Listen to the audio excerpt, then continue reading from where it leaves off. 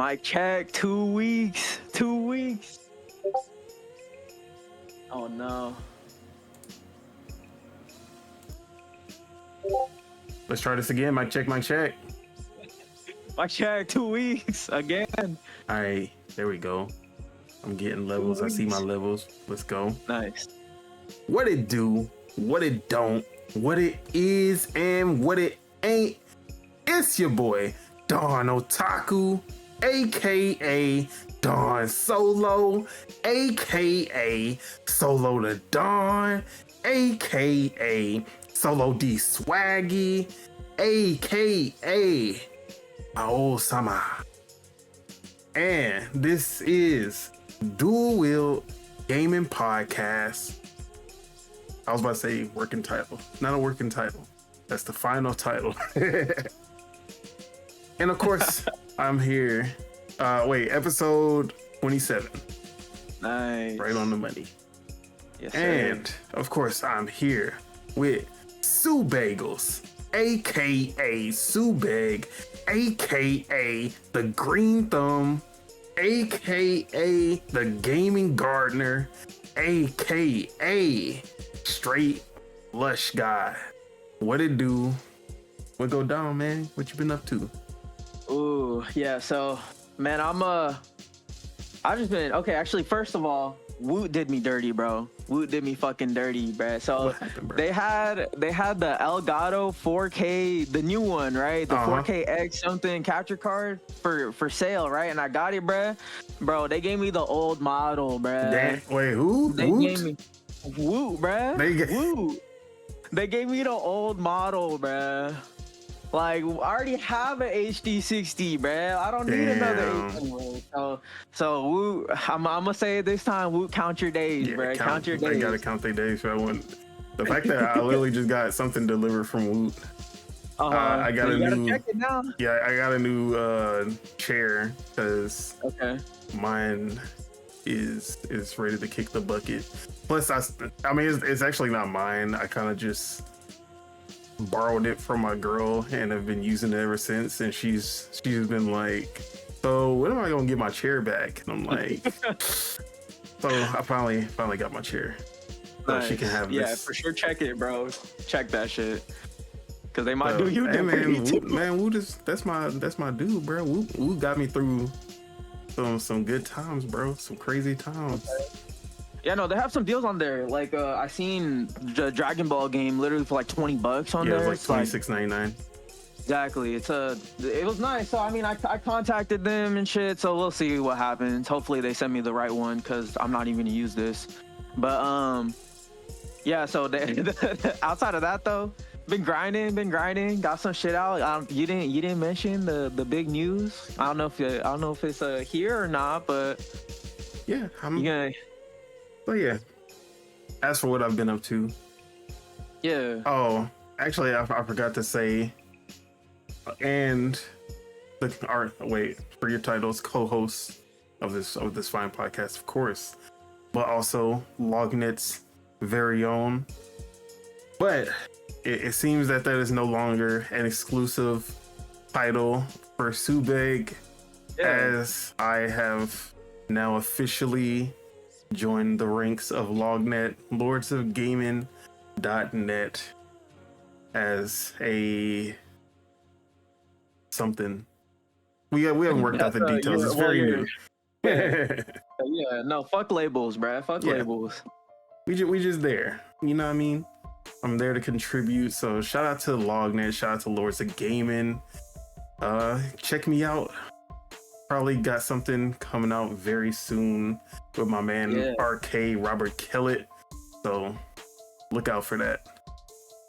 Yes, but sir. Yeah, that's the breaking news. Yeah. But other than that, you know, it's been cool. I've been having some highs and lows. You feel me? Same. What we got going on? First off, shout out to my apartment complex because they just added AC units in every room, and they just installed mine. They still got electric still got to come through and actually do the electrical work. But shout out to actually having AC, especially now that spring's about to hit in 2 more days, and not trying to be sweating my ass off because we don't got no damn AC in this room, having to open up windows and shit. Yeah. But yeah, other than that though, what else happened? Oh, bro, I got done dirty yesterday. I got done dirty, bro. Shout out to my dog Bernie. Love him. But he counting his days right now. Because this motherfucker did me dirty. So, me and my girl went to the store to go pick up some groceries or whatever. And we obviously left them. Because unlike a lot of these Portlandians who bring their dog into the grocery store, you know, we don't do that because that's weird and unsanitary. So we left them home, but we were running our vacuum, the Roomba. Not actually a Roomba, but it's a shark, but you get the gist. Yeah, same shit. So had the Roomba running, you know, it was finishing up, like should be good. We got everything off the floor, nothing it can get caught on, it's all good. So it was supposed to be good. So I took the dog out before we left because, you know, he had to go potty, had to go to the restroom, you feel me? But he didn't want to poop. So I'm like, all right, he must not have to poop. So we leave. And when I tell you we were only gone for like 40 minutes max, like 45. Come back. Catastrophe. There was just shit smeared across our floor in every direction. Because this motherfucker pooped, and then the vacuum not being smart enough to like realize what the hell it ran over and just smeared that shit literally so everywhere. That's gross. I was so pissed, bro. Oh no, bro. Not only it's not even the fact that we had to clean up the floors thoroughly. It's the fact that the fucking vacuum, like having to take it apart and then just clean everything out, but it's still like, then we tried to run it after cleaning it, spraying it, like bro, it smells like shit every time we run it. I'm just like, bro, I can't believe this motherfucker. Hey, the AI did you dirty, bruh. The AI. Nah. So yeah, that was what I had to deal with yesterday. But damn, that sucks, bro. That sucks. Yeah. Shit was straight out of a movie, out of a fucking comedy. But, you know, what made up for that? Some good ass games. So let's go ahead and talk about games. Yes, so, sir. What you been playing lately? Yeah, still the same. I don't even think there is a new one that I put in there, but yeah, Like a Dragon, Pirate Yakuza. I don't want to keep on harping on the same game, but or I don't want to keep on talking about the same shit, but I'm still grinding through it. I've been doing a lot of the mini games because there's achievements tied to the mini games. So I did like the batting mini game. That one's actually fun. A lot of the mini games are fun, honestly. There's literally like a crazy taxi kind of type of mini game in there where you're delivering food and shit, which is like really fun too. So been doing a lot of the mini games and stuff, doing the side quests, trying to get the 1,000 out of 1,000.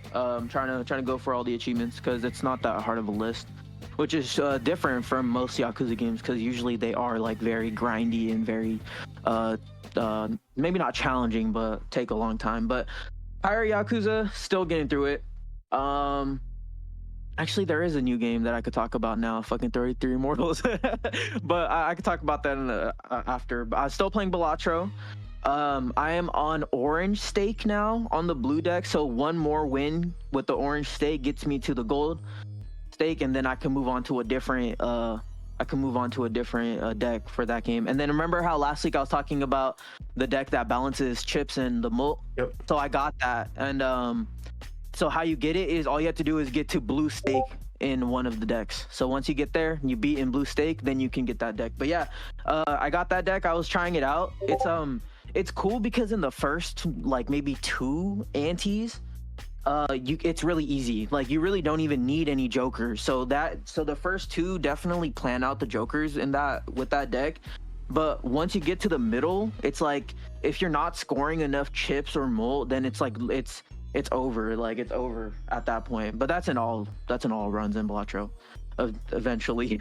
Yeah. but yeah, played twice on stream, 2 separate streams, got a win in both streams. So been kind of cooking in Balatro, man. A lot of my runs have been very cheesy. Remember how you were talking about the card that lets you skip with straights? Yep. So I ended up getting that card in the run last night in my stream. They literally, I was all just playing straights the whole time, just straight shooting, you know? That shit saved me every time. Yeah. And then, like, all right, the combination that I always try to get if I can is that one where you can skip the numbers. You can skip one number with the straight. So it'll be like ace, queen, jack, 9, 7 type shit, and that will still can be considered a straight. So that one, but then you couple it with the joker that you only need 4 for a straight or a flush. Then to make it the maximum like efficiency, you get the joker that makes your hearts and your basically makes the cards of the same color count as a flush. So hearts and diamonds can be considered a flush if you have hearts and diamonds, and then spades, like they consider them the same suit. Yep, spades and clubs are also together as a flush.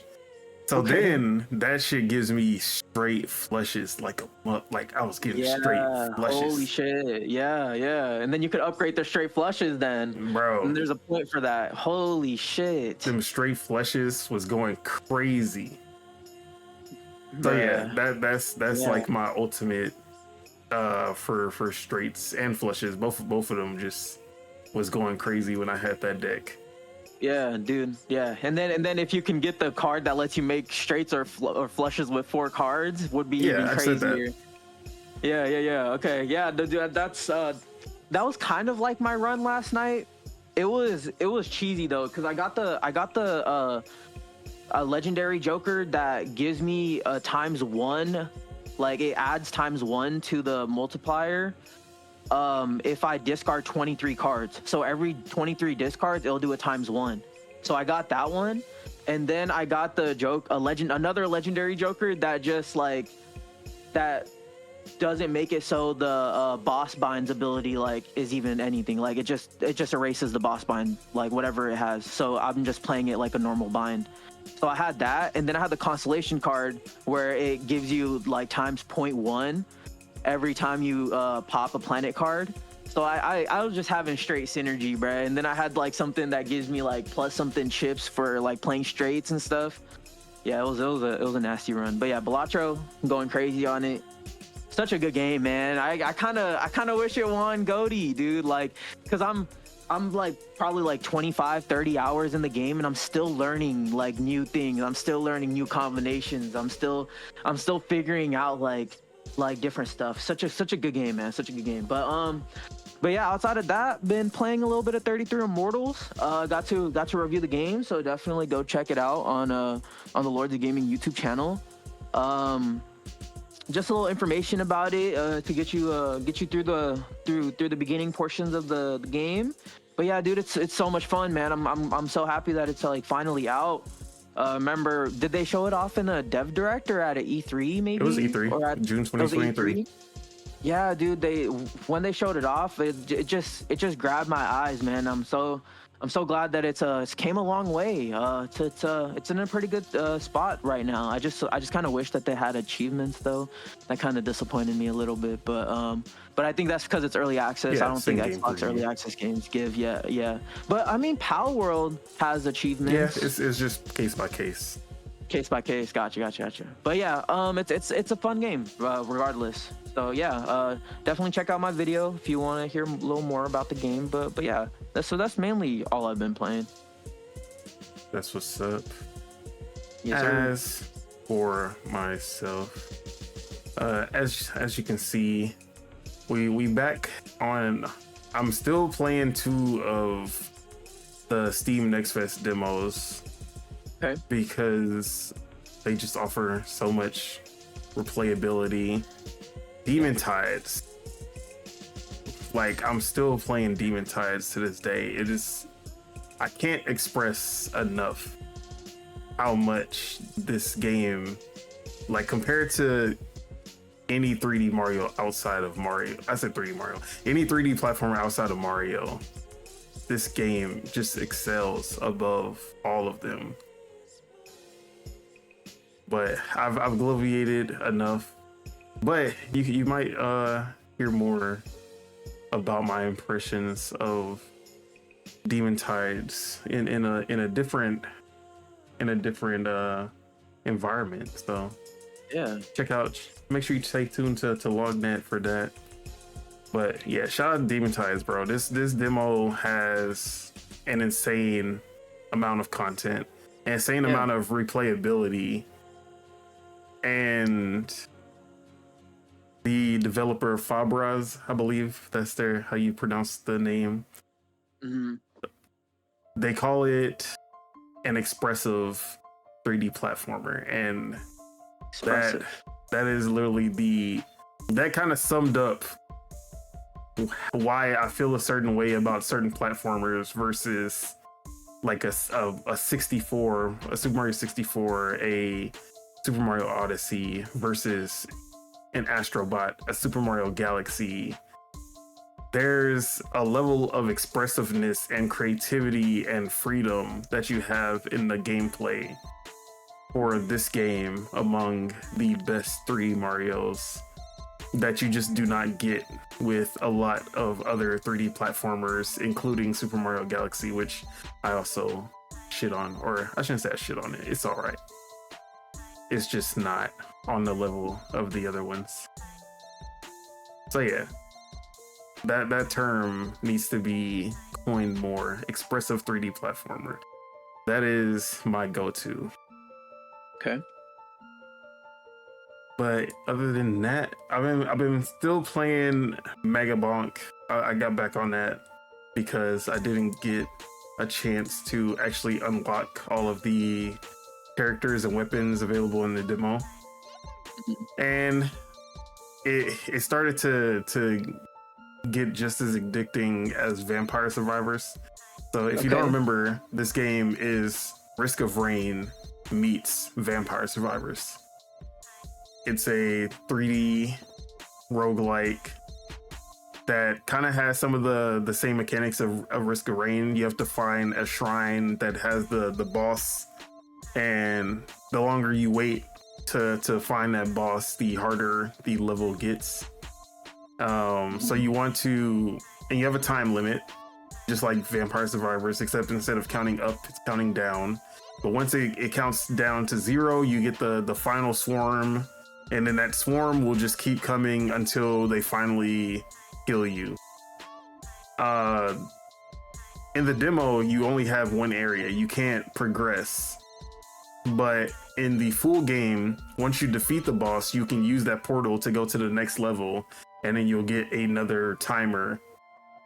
So there is actually a sense of progression that you, at least you do get a sense of progression with Vampire Survivors, but you complete the level, you do as like you stay alive for as long as you can, and then you you die or you quit because you just became so omnipotent that you can't die, and then you go to the next level. In this, there's actually a sense of progression where you actually are progressing from level to level. So I do like that aspect of it. So yeah, if you're a fan of Vampire Survivors or even just roguelites in general, this one is pretty fun and addicting. The character that I'm playing with now is literally a skateboarding skeleton, and like he's pretty sick, bro. Yeah. Out of all the characters that I tried, he was A1. He is a speed base, so the more move speed you have, the more jump height. He's literally OP because nobody can touch him, at least until the end where they're just going super speed. You can't really do anything. Yeah. But yeah, Sick. this game is I'm still waiting for a release date. It's not even saying 2025, but I need this game to come out because I already know I'm gonna get lost in this game when it does, just like I did with Vampire Survivors. Yeah. The only Survivors clone that I recommend, honestly. Actually, Brotato's pretty good too. I give Brotato, but that's about it. Okay. But as far as some new games that I've been playing, I forgot to actually record gameplay, but I did get a chance to play 33 Immortals as well.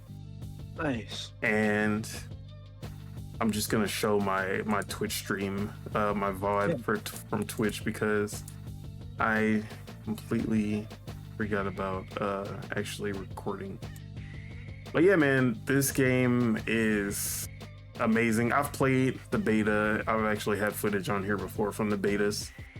I played the earlier one, so I didn't play the latest, and I see that there are a lot of changes from the earlier betas that I'm liking a lot. So first and foremost, there's daily quests, there's the feats, which you basically have all of these different challenges, and once you complete these challenges, you get points, and then when you basically upgrade your points enough, you'll get to the next level that can unlock other things in the hub world before you go out into battle. But also, if you complete a set of challenges, so usually it'll be based on, like, sometimes it'll be like, oh, if you complete challenges for this specific weapons, they'll usually have 3 or 4 challenges, and then if you complete that set, you'll get something. So say they give you a permanent upgrade of your attack damage or a permanent upgrade of your vitality. So that has me like, oh, okay, now I feel like I need to log in every day. I need, like, that's already given me incentive to like play every day, because the earlier beta I did feel like, how long will I actually want to play? Like, what's my incentive to keep playing once I defeat Lucifer? But that alone is kind of like, okay, that's giving me that itch to like jump back in, like, oh, I need to hop on 33 Immortals real quick before I go to bed, type shit. Yeah. So I like that. So as far as I can tell, there are 4 weapons that are unlockable. But it's still the same 4 that we've been using since the betas. So I'm hoping it doesn't take too long to unlock, because I'm already like getting tired of the weapons that we already have. So I'm hoping to unlock one of those weapons soon. But I played with Mars, the Spirit of Truth, on stream for about 2 hours. We played 3 runs. One of them we did not make it to Lucifer, but the second time, the 2, we made it to Lucifer back to back, and he destroyed us. So let's see. But this, so all right, I gotta say, count your days, Thunder Lotus, because these motherfuckers are sick. So me and Mars played, right? We got to Lucifer, and then we taking him out. We cool, like, oh yeah, we whooping his ass, and then you take out like 4 out of 10 of his health bars, right? Mm-hmm. And then he hits you with this move that you can't dodge. You can't do anything. You sit there and you just die. Everyone dies. It's an AoE attack that cannot be dodged, cannot be blocked, cannot be parried. You're just fucked, okay? And at first I'm like, this is bullshit. How am I supposed to even be able to stop this? And then we read the compendium about the boss, and then the compendium shows, hey, you have to break the shackles on his wrists in order to stop that move. I'm like, oh, bro, the shackles. I didn't even think about that. So, second playthrough, or third actually. All right, we going for it. Get to Lucifer again. Shackles. All right. Me and Mars, we need to take out these shackles. Except we are the only ones going for the shackles. Doing it. Yup. Because nobody, the game's still new. Nobody else knows to go for the shackles. There's no voice chat to let people know. I'm over here pointing arrows, but they don't understand what the hell I'm talking about. Yeah. So we're not able to break the shackles in time. We die again. Okay, that's cool. Like people will figure it out as time goes. But I'm over here like, okay, I have to go, right? So I stopped playing, I stopped streaming. It's all good though. I was gonna come back and play. And I do come back and play with Spitta. So again, we get through the shit. We make it to Lucifer. Boom, it's going down.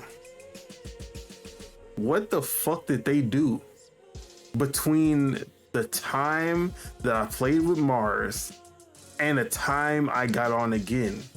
Because it's like somebody hit a switch. They were like, oh man, we launched the game and we forgot to put the difficulty settings to extreme.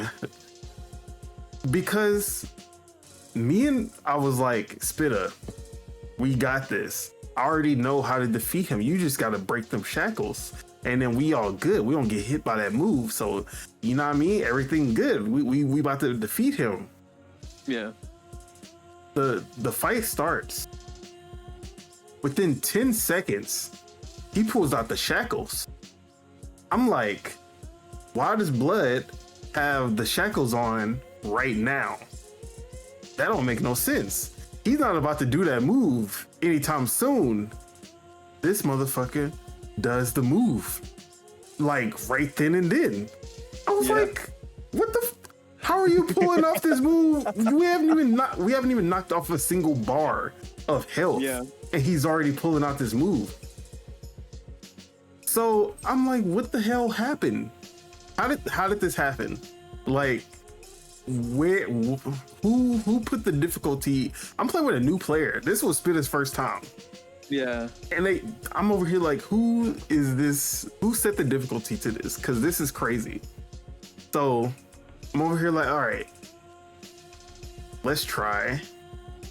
I'm like, okay, first time I die.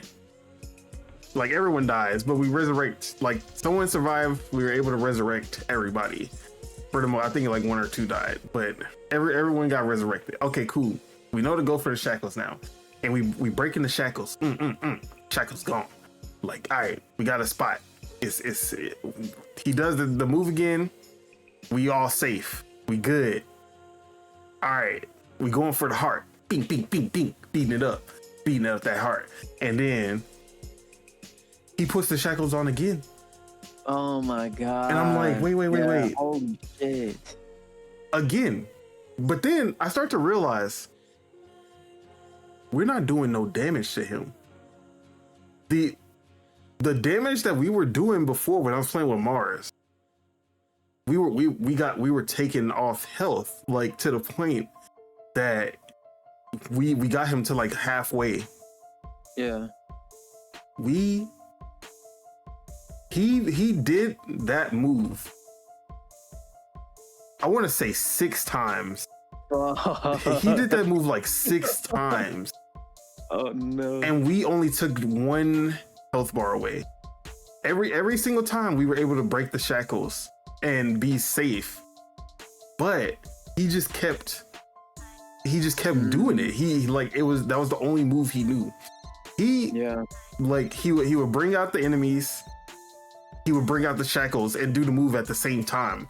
So we were really getting killed by the big enemies that kept on attacking us at the time. Like while we were trying to break the shackles, they would be coming up from behind and hitting us. That was really what was doing most of the damage, not even him. So he did that, but like his health was not going down. And it was because you have to defeat those other enemies in order to get his health, like to do full damage. But we don't have enough time to defeat those enemies and break the shackles. And we only had like 8 players at this, like we just weren't doing enough damage to like we needed like a full 16 or something, 8 to take out those other enemies and 8 to take out the shackles at the same time. Yeah. But we just did not have enough to be able to do both. So we all ended up dying. It was crazy. Damn. So I'm over here like, all right, you know, that was a fluke. It's cool. It's not gonna be like that again. Yeah. We get to Lucifer again. And he didn't put on the shackles at the beginning. So I was like, okay, guys, we good. This motherfucker started pulling out moves I ain't never seen before. He iced the floor. So we were sliding around into these traps. Yep. And instead of the shackles, there was like 15 pillars of ice that you had to break. Destroy. Okay, yeah. They took a shit ton of damage to even break. We were like trying to fight them individually. There was no way. Teaming up, we ain't have enough people to actually break all of. So you don't break all of them. He does another wave, a different attack, not the same, but it's still the same thing because it's an AoE attack that covers the entire area that you can dodge and you die. And I'm over here like, what did I do? I'm trying to like Thunder Lotus. I'm speaking to y'all right now. What did I do to deserve this? That was my 3rd match, bro. Like 4th match actually. Yeah. What could I have possibly done to y'all to deserve this fucking spike in difficulty out of nowhere? Now I didn't even get to kill Lucifer yet, and y'all already pulling out new shit. I can understand. I'll be cool if I killed him, and then y'all are like, okay, now you get level 2 Lucifer, and we about to pull out. I didn't even get to kill the first one yet. I didn't even get to kill the easy one. Now y'all pulling out the hard one on me. Like, what did I do? I'm just trying to ask. Like, I feel like I got thrown into the cheaters lobbies or some shit. So yeah, no, they said you played the beta, so you get in the hard version. Yeah, oh, beta boys, we about to show you. Nah, bro, that's hella fun. Maybe you know what that tells me? That tells me the runs aren't as easy as we think they are, right? Bro, that shit was crazy. And but not only that, even in the regular run, there was new versions of the enemies. Yeah. Mm-hmm. That were doing they were throwing tricks on it. I was like, yo, what is going on here? Like, they did not Like, look at this clip. I'm fighting Lucifer right now. I'm fighting Lucifer. We already about to, like, we barely did anything. He already got a fourth of his health gone. The match just started, bro. We were fighting him for like 10 minutes and only got one bar. She didn't make no sense. So yeah, we kind of rage quit. How many relics did you have? Huh? How many relics did you have? Bro, I had a full set. I had 8. Oh damn. And then the second time I had a epic. A couple rare. Yeah, I had an epic, and it was like a really good one too. But bro, nothing was just a load of nothing. Man. So yeah, that I rage quit for sure after that second time, but I'm hyped to get back on. Like that shit made me even more excited. Honestly, I was like, yeah, bro. Yeah, I've seen. I'm not gonna say what the second boss is, but I've seen it, dude. That it looks even harder than Lucifer, bro. Even more challenging than Lucifer. So I can't wait. I gotta play with you, man. I gotta play with you. We can get through it. We gotta get through it. Also, tips: zoom in when you're fighting Lucifer, or zoom out, I should say. Yeah. Because he has attacks that have a tail, and if you have to be able to zoom, like you have to zoom out to even be able to see the tail. So at first I was just getting hit. Like I was like, bro, this is random. Like, how am I supposed to know where to move? And I can't move fast enough to get out the way. But then on the second run, I was like, oh, okay, I understand now. I can see it in his eyes, literally. So I started directing everyone with my wheel. Yeah, with the emotes. Because obviously there was people who wasn't paying attention. Actually got. You could point left or right. Yep, yeah. I was pointing left and right. So this is the third run where I was using the daggers, and then I was directing the teammates to go left or right, because I was able to see it, but they weren't really paying attention to the attack. So yeah, but yeah, man, that shit was fun, bro. It feels better than the demo or the beta. It runs better for sure. It's not crashing, hasn't had any crashes, so that's good. I was crashing a lot in the first few betas, so that is good to see. But yeah, man, 33 Immortals, bro. It's really good. Y'all need to check out Subeg's impressions or his review as well. It's really good. And another game that I did record, but I played so little of it that I just didn't even want to put the footage out. But Assassin's Creed Shadows, you know, I don't know if y'all can see. Y'all can't see because of my background, but I'm actually in Australia right now. So I was able to play. I took a little trip to Australia. I was able to play Assassin's Creed early. So yeah, man. I've played 30 minutes because maintenance came through and they were installing my AC unit, so I couldn't invest my time into actually playing fully. But I got a chance to play a little bit of Yasuke's intro and Naoe's intro, and so far so good. I mean, I really can't say shit. It's been like, but just the overall feel of combat is pretty good so far. Naoe, just off the rip, just feels way better to play because of her movement abilities. But once I got into a one-on-one fight, like Yasuke was like 2-3 hits and they dying. She's you gotta hit them with the Devil May Cry 20 hit combos to even be able to take them down. Yeah. So she is definitely a stealth character, and I like that about both of them, that you can already feel from the beginning of the game their strengths and weaknesses. I was trying to forgo a stealth section and try to just run up with her. Bro, she got kicked one time and all of her health was gone. I was like, you didn't even get hit by a sword. You just got kicked and you already about to die.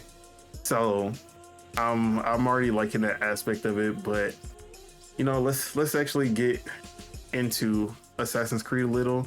Talk about the reviews. So on OpenCritic, it is sitting at an 81, which is a little lower than I was expecting, like an 85, but I'm cool with an 81. And for the most part, a lot of reviews are saying that this is the best of the open world AC games, which would include Origins, Odyssey, and Valhalla. And a lot of people even saying it is the best since Black Flag. But for the most part, if you didn't like Odyssey, Valhalla, or the direction that they've been going since Origins, then it seems that you're still not going to like this for the most part. I did see a couple of AC, like a couple of people who didn't like the newer ACs, who say that this was they did a much better job of bridging the gap for older fans who enjoyed the stealth sections and more straightforward main quests. But it's more of a, I would say, it seems like it's not far enough to the left, which would be the hardcore older fans who love the classic feel, versus the newer fans who like the RPG open, like the big RPG super like filled with content version of AC as well. So it's kind of blending them, but if you're on the far left or far right of that spectrum, then it still won't do it for you. If you were somewhere in the middle but you leaned towards the classic, you'll probably end up enjoying this game. And then if you were more into if you like the open world games, you're probably gonna like this because it's just more of that. And there were some reviewers who also said that it was a little too much like the Odysseys and Valhallas, as it didn't do enough to differentiate it. So I did see a few of the opinions also saying that as well. But yeah, what do you make of the reviews so far? I only checked out two fully like in-depth ones. I didn't really read that many. I did obviously check the scores on Metacritic and OpenCritic because it's on my fantasy, so I needed to see how my picks were doing. But so I checked out two. I checked out ACG's and I checked out Maddie's. Yeah, we were talking before the show. Our guy Maddie, he hasn't been liking a lot of games lately, but it's just crazy because the one thing that I noted was like the way that Maddie described the stealth and like the different difficulties. He just said like he mentioned that when you're on the roofs in the harder difficulties, they spot you, and it's like you're forced to be more on the floor and stuff. You're more forced to actually use your surroundings, and that's really all he said. Where ACG, he actually went through like how each of the difficulties changes things, and like the guards and how they move and how they interact with the world and how they interact with you and stuff. And he was like showing examples of like how like yeah, you're needing to prone more in the harder difficulties because that also helps you keep out of the enemy's like line of sight and stuff. So he was giving more examples in that aspect. So yeah, man. But as for how I feel about the game, I was excited for it, man. I love the setting. I'm happy they're doing it. It seems like they did it justice. I didn't hear too much about the story. I just heard a little bit about story. If you've had a problem with Ubisoft's writing, and their storytelling lately, then for the most part, it's an improvement over, say, even like voice acting wise, definitely an improvement over Odyssey and Valhalla. Yeah. But it's not gonna be a Ghost of Tsushima when it comes to, like, I'm not a fan of Ghost of Tsushima. I thought the story was boring, but I know a lot of people like the story of Ghost of Tsushima and the quality in the storytelling and cutscenes and all of that. You're not gonna get that for sure. And a lot of people actually do say that the dual protagonists did kind of hinder the story at some points. But at the same time, they understand why Yasuke was such an integral part of the story as well. Like they made it. They definitely showed like why he was important in the story. Yeah, so they justified the decision. That's good. That's good, actually. Okay, nice. You know. Yeah, but this isn't the Oscar bait. Yeah. Like story. It's not gonna be that, oh my god, like you're not you're it's serviceable, I should say. Yeah. It's not, I'm not gonna say like you're not gonna enjoy the story, but it's not gonna be like this crazy like narrative from what I've been seeing. But the opening section of the game is fucking beautiful. I was able to run max settings with DLSS and FrameGen, 90 to 100 frames. So I'm liking that so far. The game is very well optimized. Awesome. I did get an animation glitch right off the first fight, which was funny. Like I was slicing up an enemy and then I took him out, but somehow he but this just shows like how good Ubisoft's physics engine is, because I like started moving and my sword was in my hand, and while he was falling to the ground, when Yasuke like moved his sword up while he was running, the enemy like was like he got picked up by the sword and he like launched a little bit.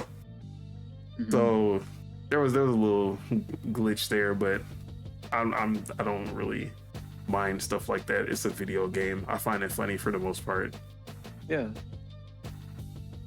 So if you wanted the most polished experience ever, there's a chance you're gonna still run into some bugs in that case. So, but yeah, I'll be having much more impressions of my own by next week, because this will be my go-to game from here on. Yes, sir. Nice. Anything else from the reviews that you noticed that you want to talk about? Other than I actually did watch Digital Foundry's video too, but they don't cover like gameplay and stuff like that. But the game has 3 modes on consoles. It has the quality mode, balance mode, and performance. Love to see that. The difference between the 40 frame. Yes, sir. Okay. Yes, sir. Can't wait.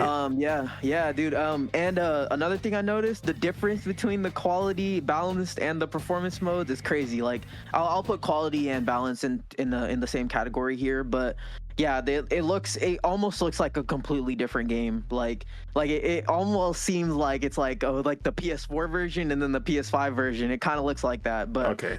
But I heard the PS5 Pro upgrade is actually pretty crazy, and they were saying it's like one of the best PS5 Pro upgrades we've seen, and it's before Pisser is even added. Did they drop that video today?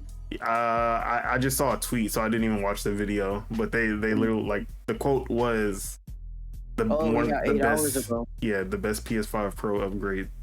Yeah, that's the title. Yeah, one of the best upgrades for the system. Yeah, that probably means that there's even more ray tracing, because the performance mode doesn't really even have any. It doesn't have any form of ray. I don't even think it has RTGI. So that's why the game looks completely different, just switching between them. I could be wrong about that though, but I'm assuming on the PS5 it just does have ray tracing across every single option. That's probably one of the things that they do. But yeah, I mean, that doesn't surprise me. It's newer technology. It should be better on there, right? You would expect that for every game, but yeah. But yeah, now I'm excited. Now that I know that it's on Ubisoft Plus, I'm gonna be diving in. I'm gonna be diving in too. Yeah, man. I'm just gonna be in Australia for a few more hours, and then I'm about to head back to the US. Yes, sir. But you know what I mean? You know, Sydney's beautiful this time of the year, probably, I think. You know what I mean? It's good over here. Yes, sir. All right. Let's get into a warm-up question that I had. So,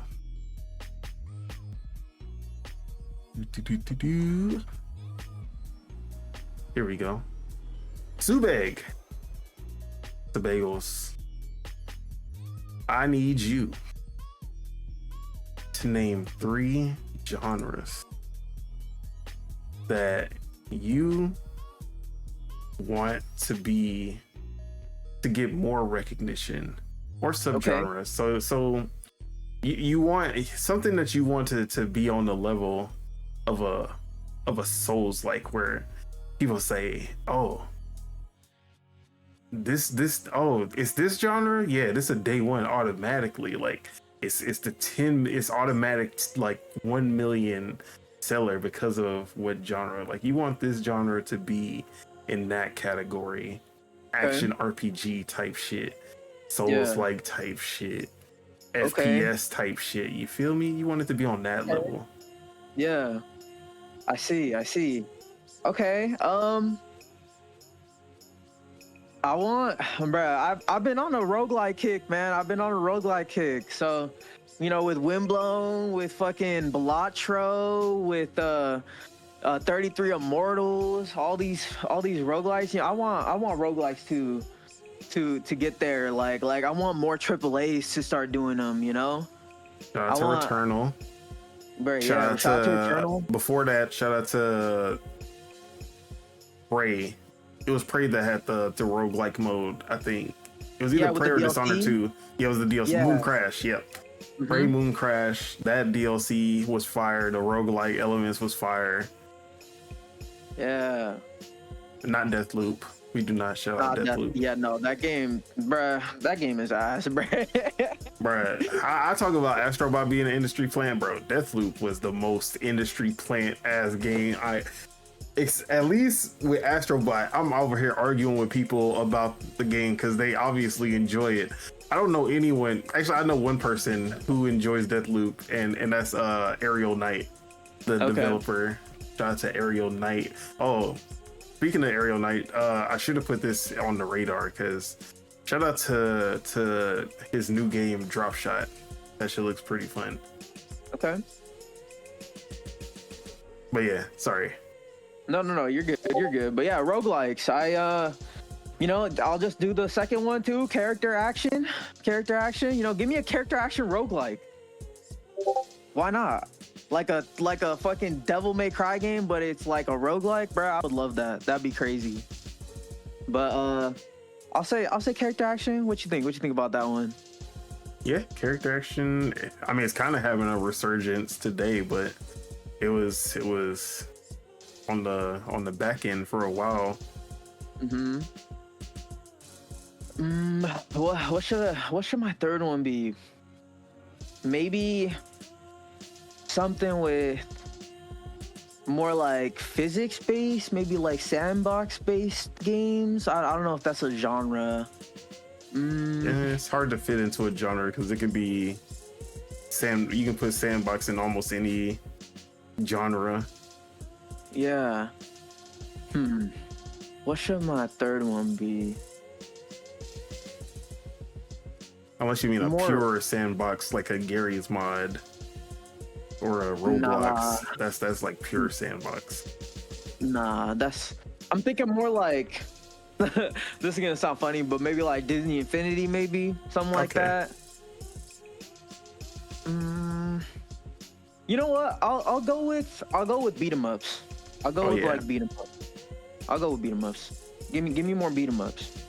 All right. So you got roguelike, you got character action games, you got beat 'em ups. I bet. So now, one of these will become the biggest genre in gaming. Okay. One of them will produce some of the best games in that genre that you've ever played, that has ever been made.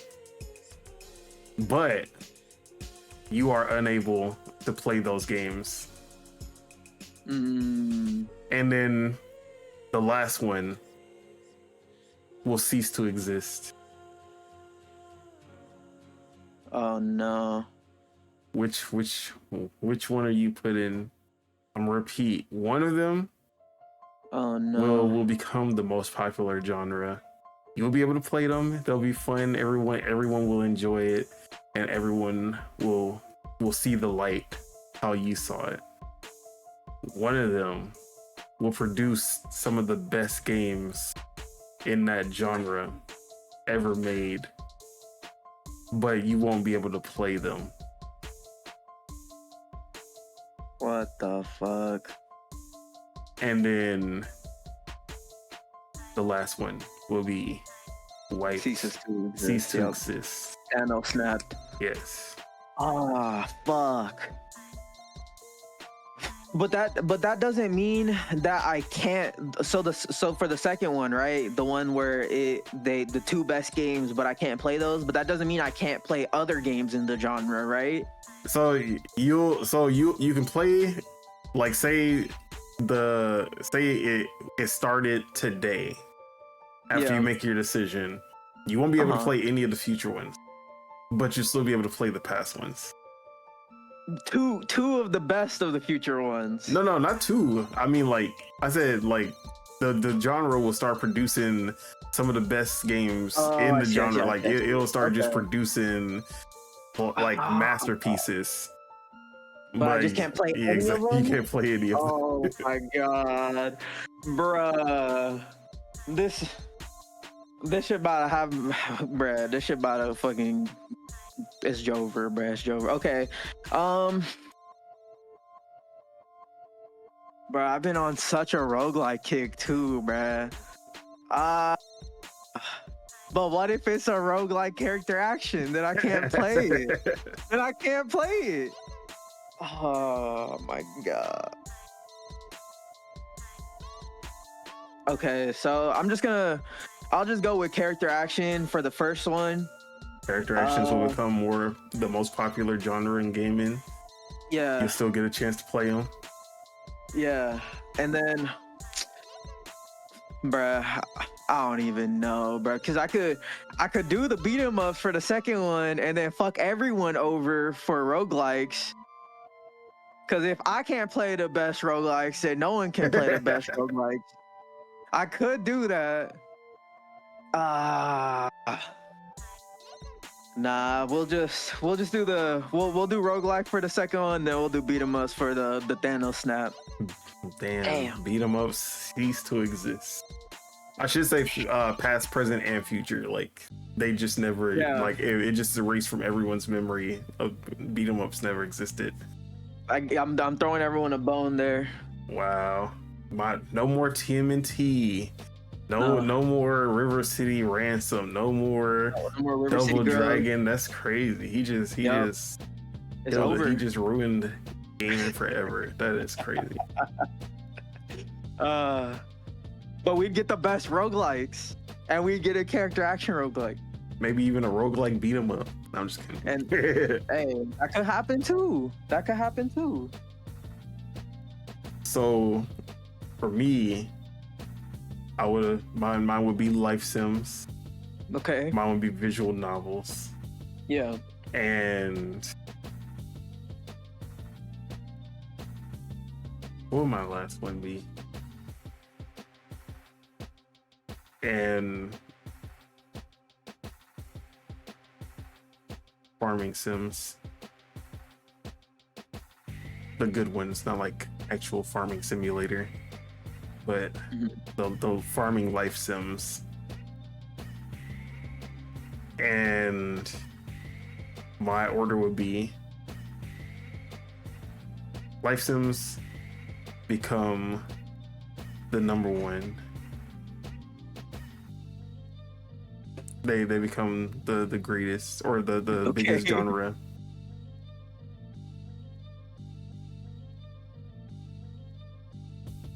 Visual novels will produce the greatest masterpieces of the genre. Yeah. But I can't play them. But I'm just happy that we get to that someone gets to enjoy them. And then farming sims, bro. Ooh. That's my heart. But they gonna have to go. So that's where I'm at. Okay. But yeah, that is our warm-up question. I just wanted to make Subeg suffer for a little bit.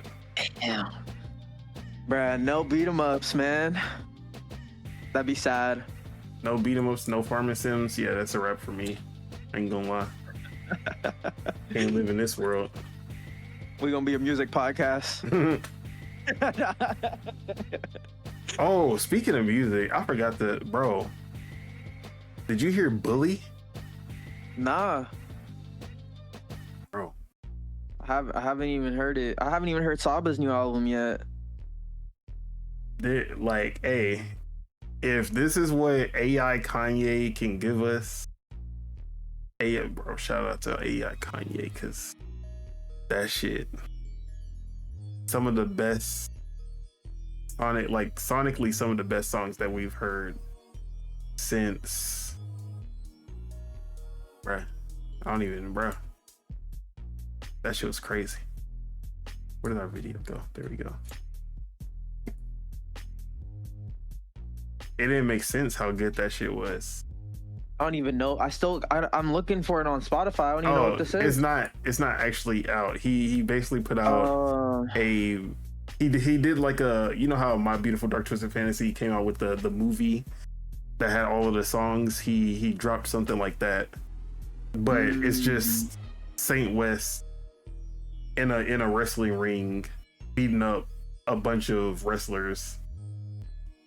That's like the whole video. But yeah, man, it's worth a listen for sure. It was pretty crazy. So yeah, shout out to Bully. I'm pretty sure that's not even the full album. It was like 10 or 11 songs, maybe 12. But I'm pretty sure the album's gonna have more. But yeah, every song on there, like, that shit was pretty fire. Shout out to AI, you know what I mean? Let AI reign. You ain't talking about Allen Iverson though. All right, so let's get into On the Radar. As for what I wanted to talk about, shout out to Konami, because they are doing big things. I never thought I would actually be shouting out Konami in big 2025, but here we are, because they released the trailer for Silent Hill F at their Silent Hill showcase. Fresh off of the remake of Silent Hill 2 by Bloober Team, we're getting a brand new Silent Hill set in not Silent Hill, Japan, but the vibes are still vibing it looks just as good as Silent Hill 2. The creepiness, the sound design, everything, the music, everything is still there. Bruh, this trailer was dope as hell. Did you get a chance to watch it? I haven't seen the full thing. I just seen little snippets, but it does look good though. It does look good. So they are definitely moving more towards Japanese style horror with this one, whereas Silent Hill has been mostly Western focused for the longest. But man, I think it's a good direction for them to go. And the team behind this game that I'm just now blanking on, what is their name? I could look it up for you real quick. Developer Neobards? I believe so. I'm trying to remember what they worked on. But Let me see. They're basically in the same situation as Bloober Team, where they did not have anything, like they did not make good games. So yeah, Neobards Entertainment, they are Dead Rising Remaster. I think They helped a little bit on Rebirth. What did they do? Dynasty Warriors M, Mega Man Battle Network Legacy Collection Reverse. Yeah, Resident Evil Reverse and Resident Evil Resistance, the multiplayer Resident Evil games. That was like that was the only horror games that they worked on, and both of them were multiplayer games and ass. But it's just like Bloober Team. I was doubting them. I was like, yeah, this shit's about to be ass. I can't believe they gave Silent Hill 2 to these fucking nut jobs. But I'm not gonna make the same mistake this time. I don't know. I'm putting my trust in the Silent Hill. Like whatever Konami is doing with Silent Hill, they turn in bums into champions. Like we about to have another Rocky situation. You feel me? I'm not counting them out this time. I'm trusting that. Watch them burn you, bruh. Imagine. Bruh, this is gonna be the worst fucking. But you know what I mean? I'm not gonna make the same mistake. You know what I mean? This shit look good. Yeah. Hey, I'm gonna let it rock. I'm hyped for this. Yeah. So yeah. Shout out to Silent Hill. Hopefully, they did have some details come out, like there will be no guns in this game, which makes a lot of sense because this is 1960s Japan. Very hard to come by a gun in this time period. But you will be using various melee weapons such as knives, crowbars, and others that I forget. Yeah. So you'll have different melee weapons. So yeah, man, I'm very excited for this one. I've been feeling more as far as like horror games. I don't know why. Okay. But ever since Silent Hill 2, I've just been like, man, I really want to get into more horror games. And not like real horror games, not like Resident Evil. But yeah, I'm excited for this one. I'm hoping this is another win for Silent Hill and Konami. Love seeing Konami actually talk about all the profits that they made in gaming and not pachinko machines, and how they were up year over year because of Silent Hill 2. Yeah. So, hell yeah. It's good to see Konami back in gaming. Good to see the Silent Hill franchise back. But Konami, Castlevania. Just saying. Yes, sir. We need that. Yup. Maybe that could be the roguelike character action game. Imagine. We could. That'd We be get in crazy. Metal Gear Solid 3 remake. But I don't don't expect a new Metal Gear Solid anytime soon. And then yeah, shout out to Konami. I'm hoping that this is only the start. But did you have anything to say on Silent Hill, or any on the radar that you wanted to bring? Nah, I don't have any games for on the radar, but I will say, because I'm looking through it right now, the like art is very striking in the game. It kind of has like Kojima-isms in it. I don't know how else to describe it, but it's like weird and like kind of wild, but like mysterious and strange at the same time. I'm digging it. This is cool. Oh, you think they're gonna bring over Silent Hill 2 this year for Xbox?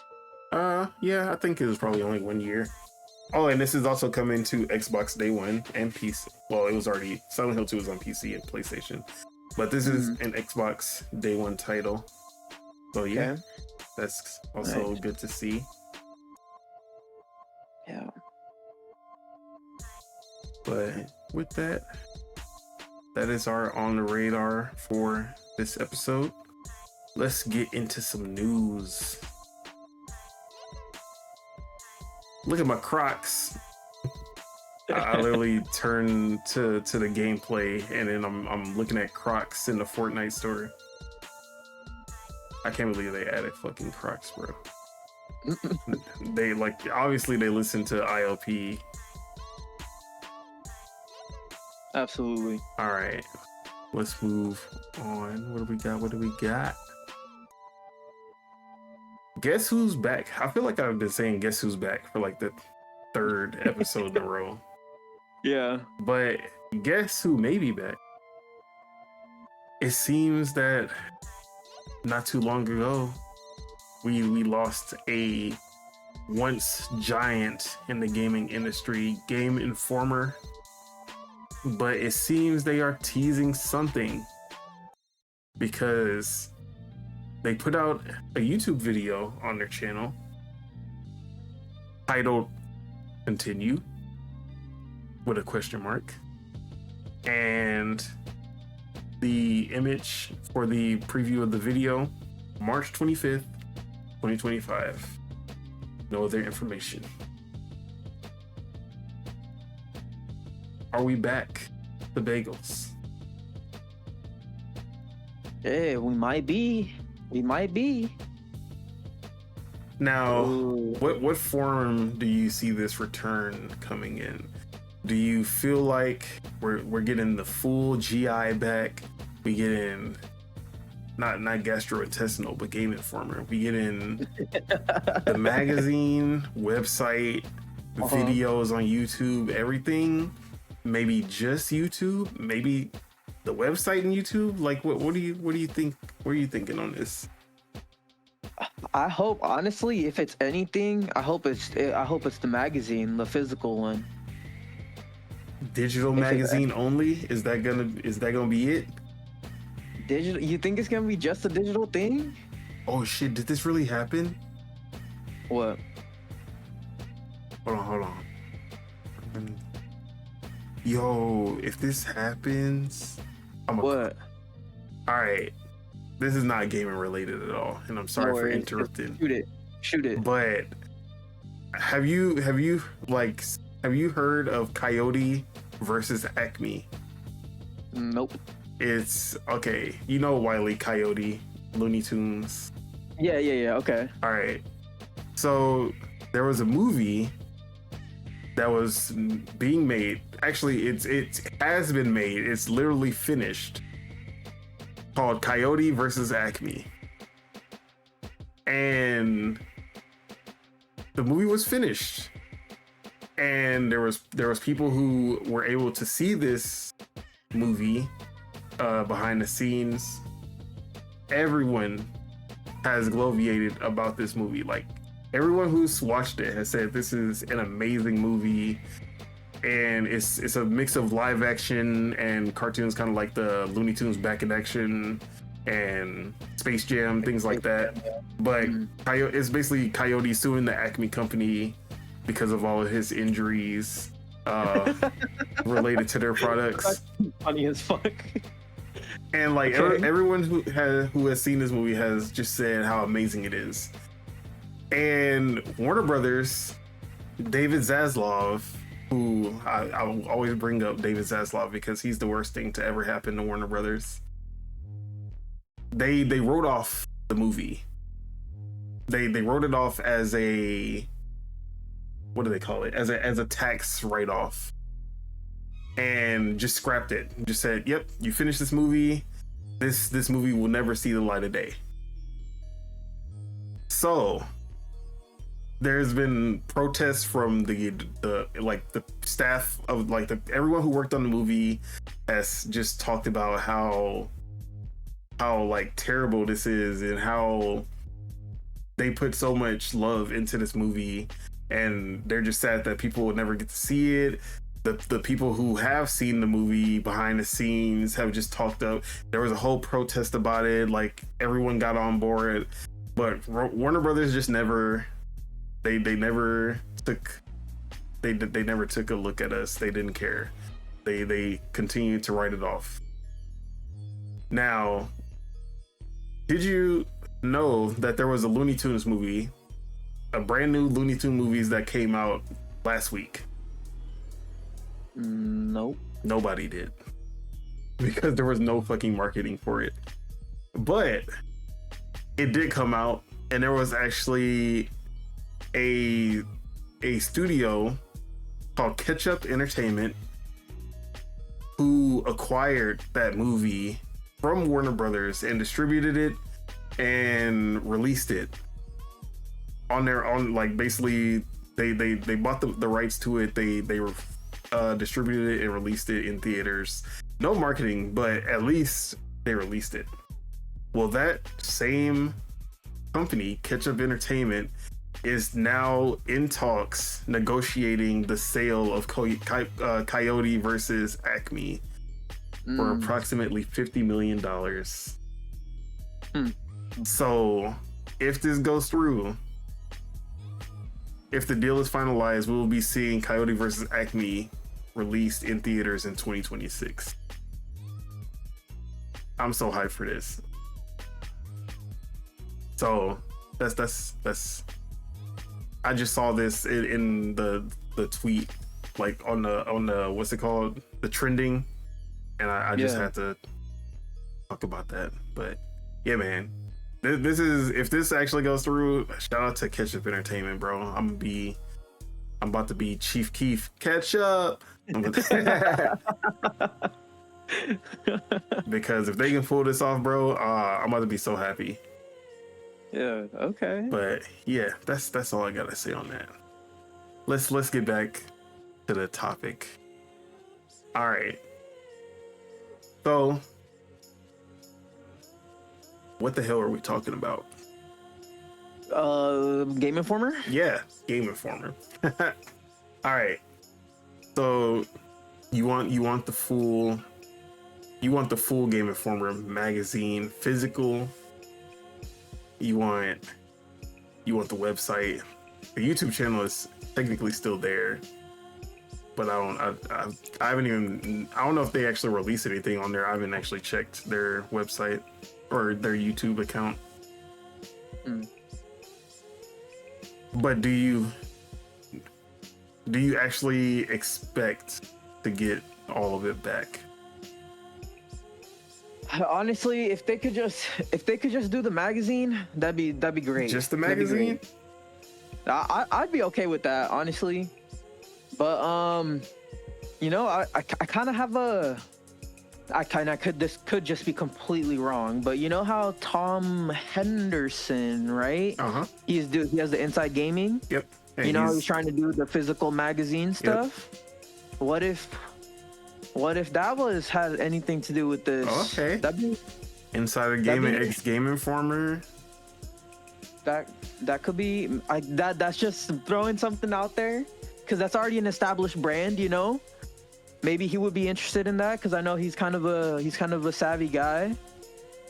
I don't know. Yeah, they have not released a YouTube video since 7 months ago when everything went down. Yeah. But yeah, just I don't know. That kind of just crossed my mind. Probably is nothing, but that'd be cool if he could do something like that. Yeah, and he did say it wasn't gonna be like monthly. I think he said like every 3 months like or quarterly. something. Yeah. Which could work in this era for a magazine. But you'd have to have some good exclusive content. I mean, if you have 3 months, you can probably get something. Yeah, absolutely. So yeah, okay, I like that idea. I'm gonna be skeptical. Okay. I don't think we're gonna be seeing anything crazy. I think we're gonna get a reboot of the YouTube channel, and maybe we get the website back as in a digital manner. Like they're gonna be doing.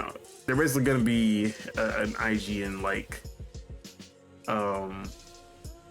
But the magazine, I don't see it happening. And if somehow we do get that magazine, it's gonna be digital only. I think that's the only way that happens. AI generated. No, I'm just playing.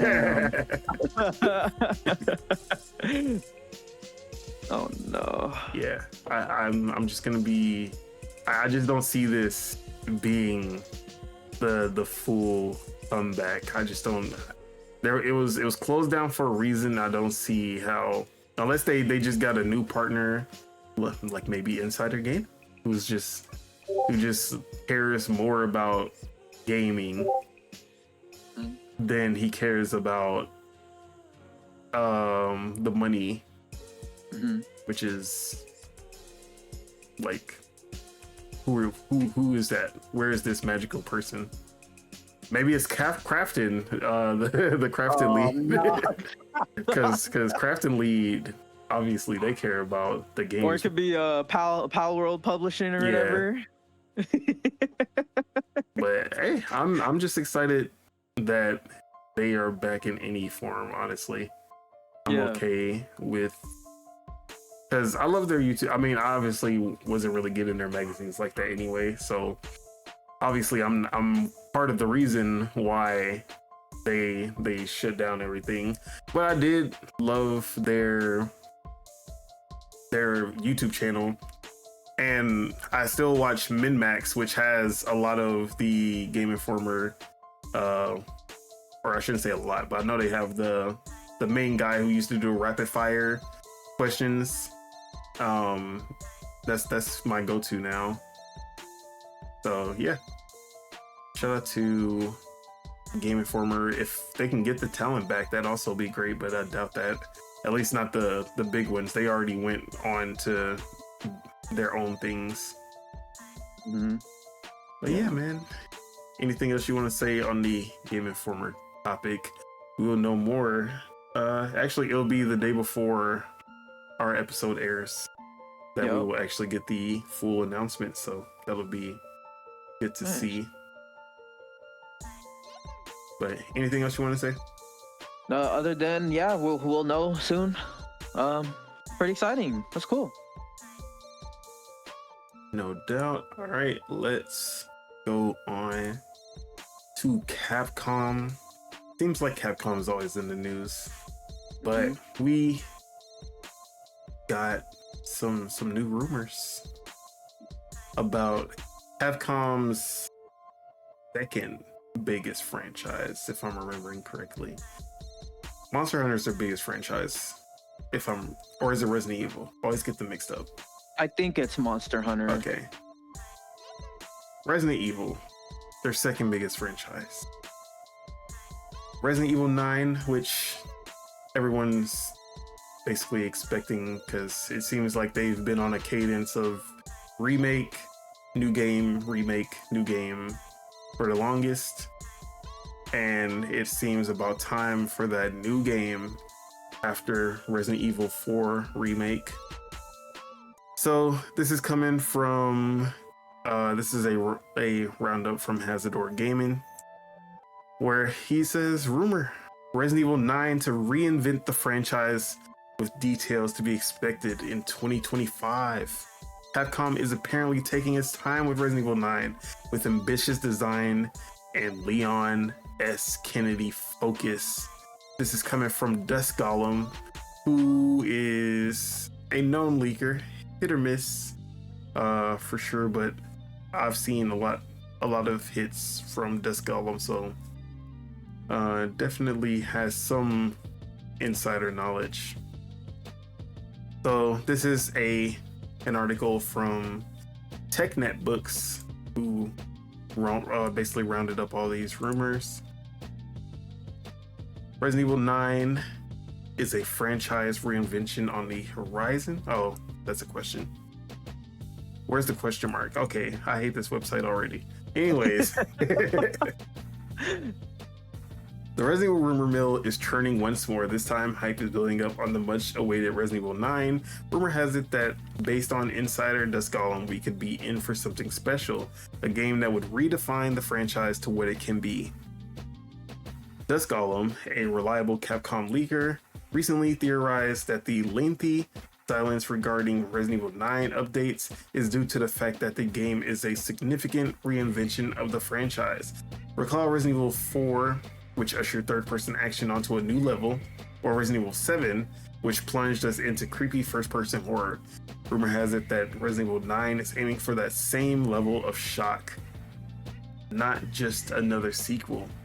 If gossip is to be believed, we would not be expecting Resident Evil 9 to just follow the footsteps of earlier games like Resident Evil Village or the remakes. Golem points that Capcom could attempt to do some new things, an incredibly ambitious design.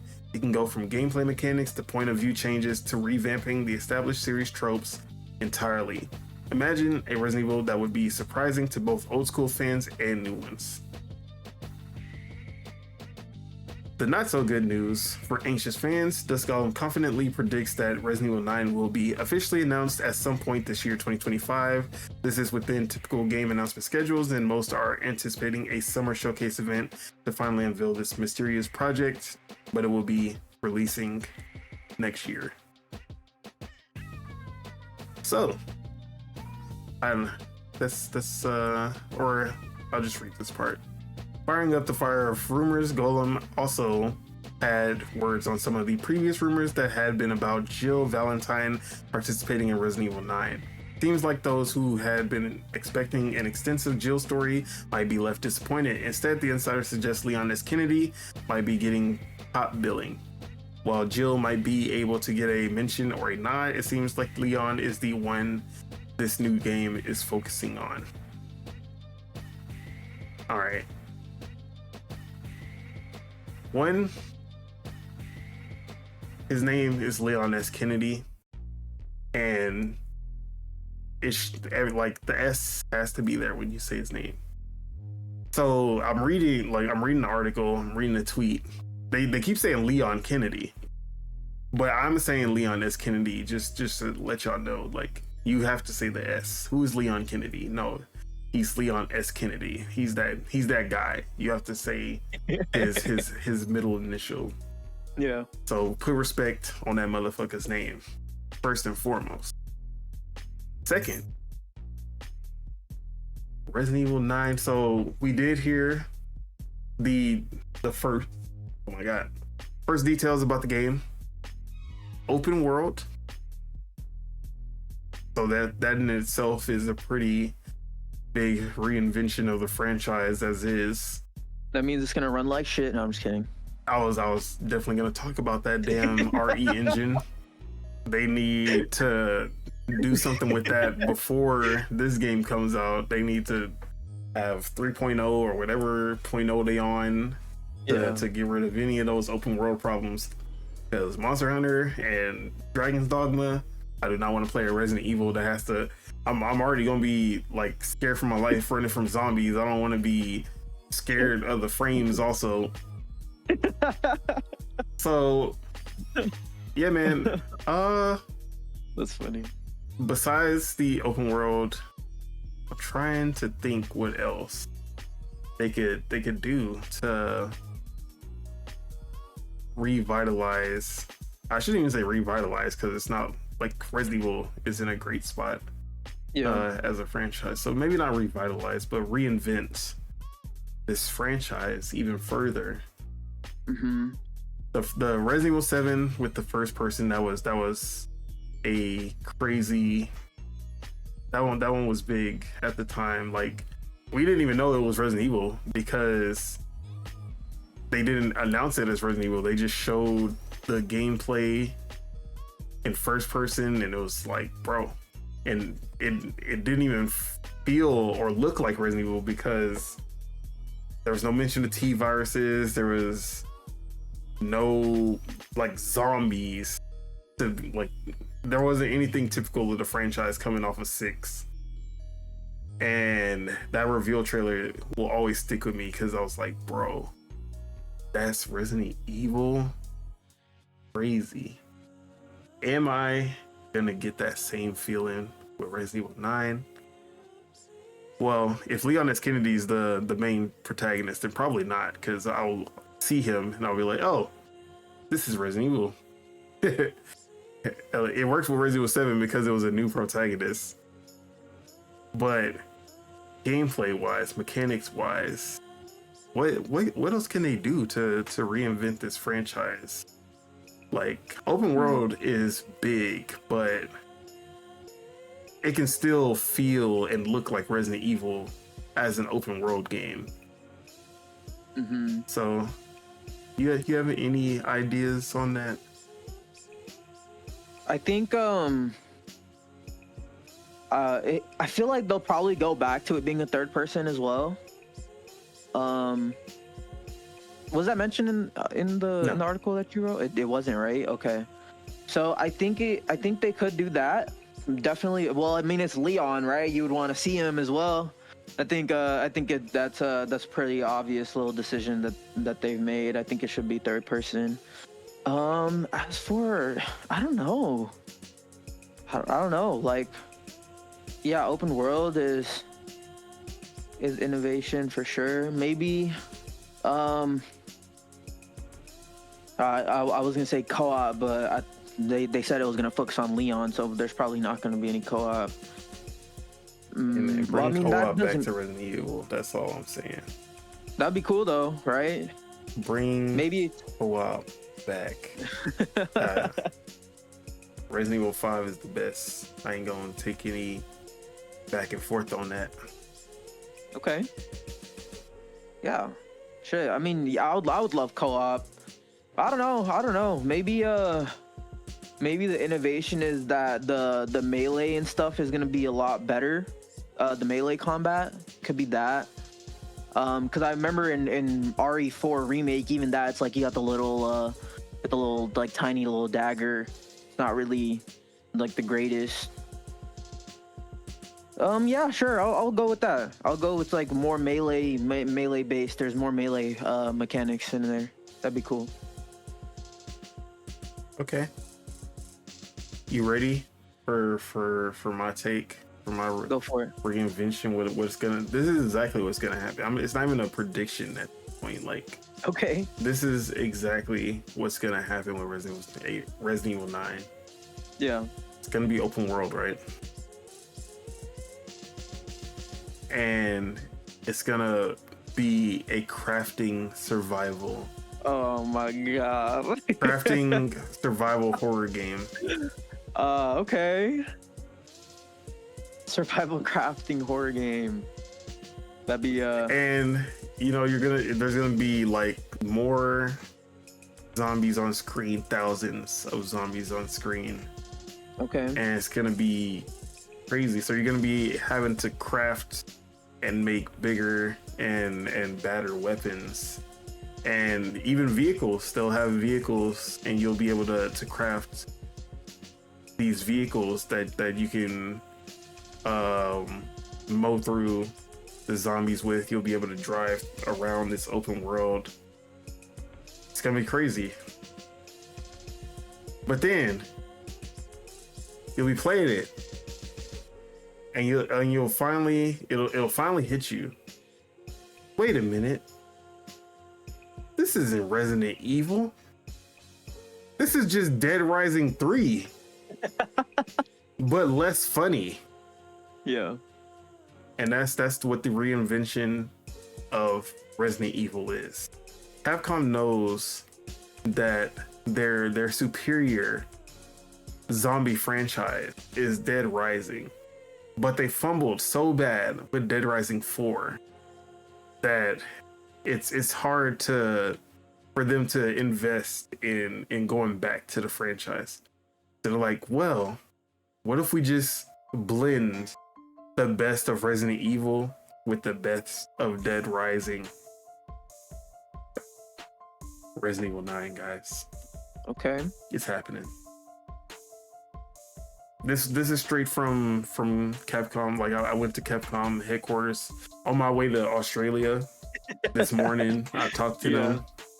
I stopped by Capcom headquarters, and then this is what they told me. They were like, yeah, so breaking news, exclusives, you feel me? But that's my vision for an open world Resident Evil. Bringing that crafting survival element into Resident Evil.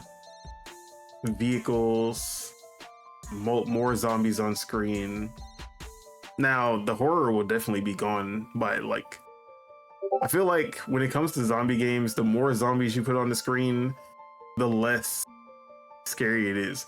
Like playing Resident Evil 2, where it's like you'll just see like the one zombie will pop out and it's just like, bro, that shit gonna shake you. In Resident Evil 7, though, like it'll just be one or two of those fucking goo monster things. I don't even know what to call them shits.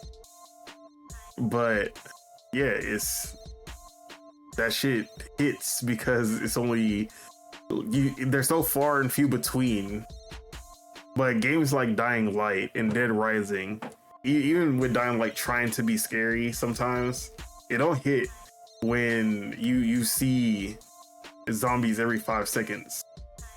Mm-hmm. So yeah,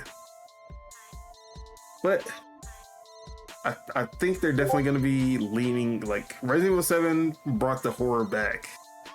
Resident Evil Village kind of went 50-50. It definitely was not as scary as Resident Evil 7 for sure. Felt more action like.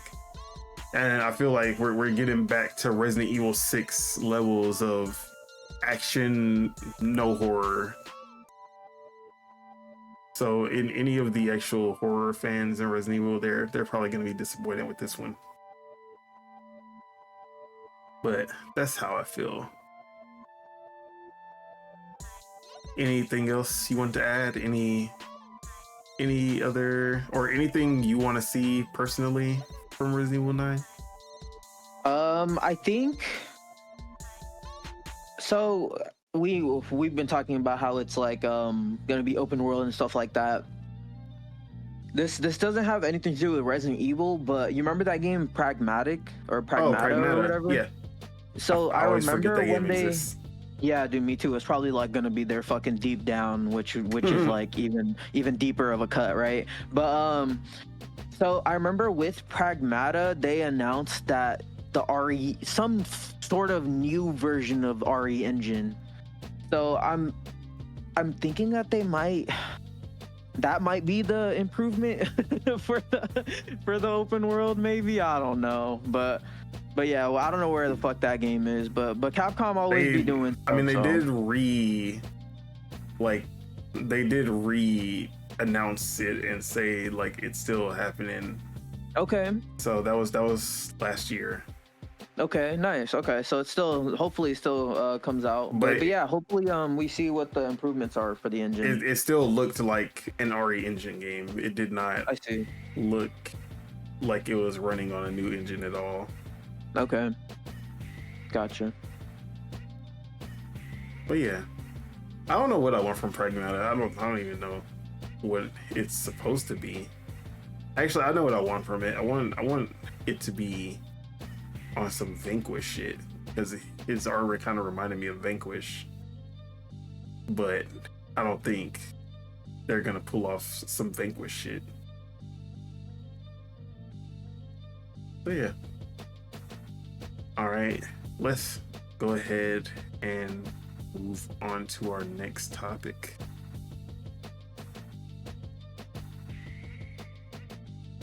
For some reason, people like the GameCube controller. I'm not one of them, but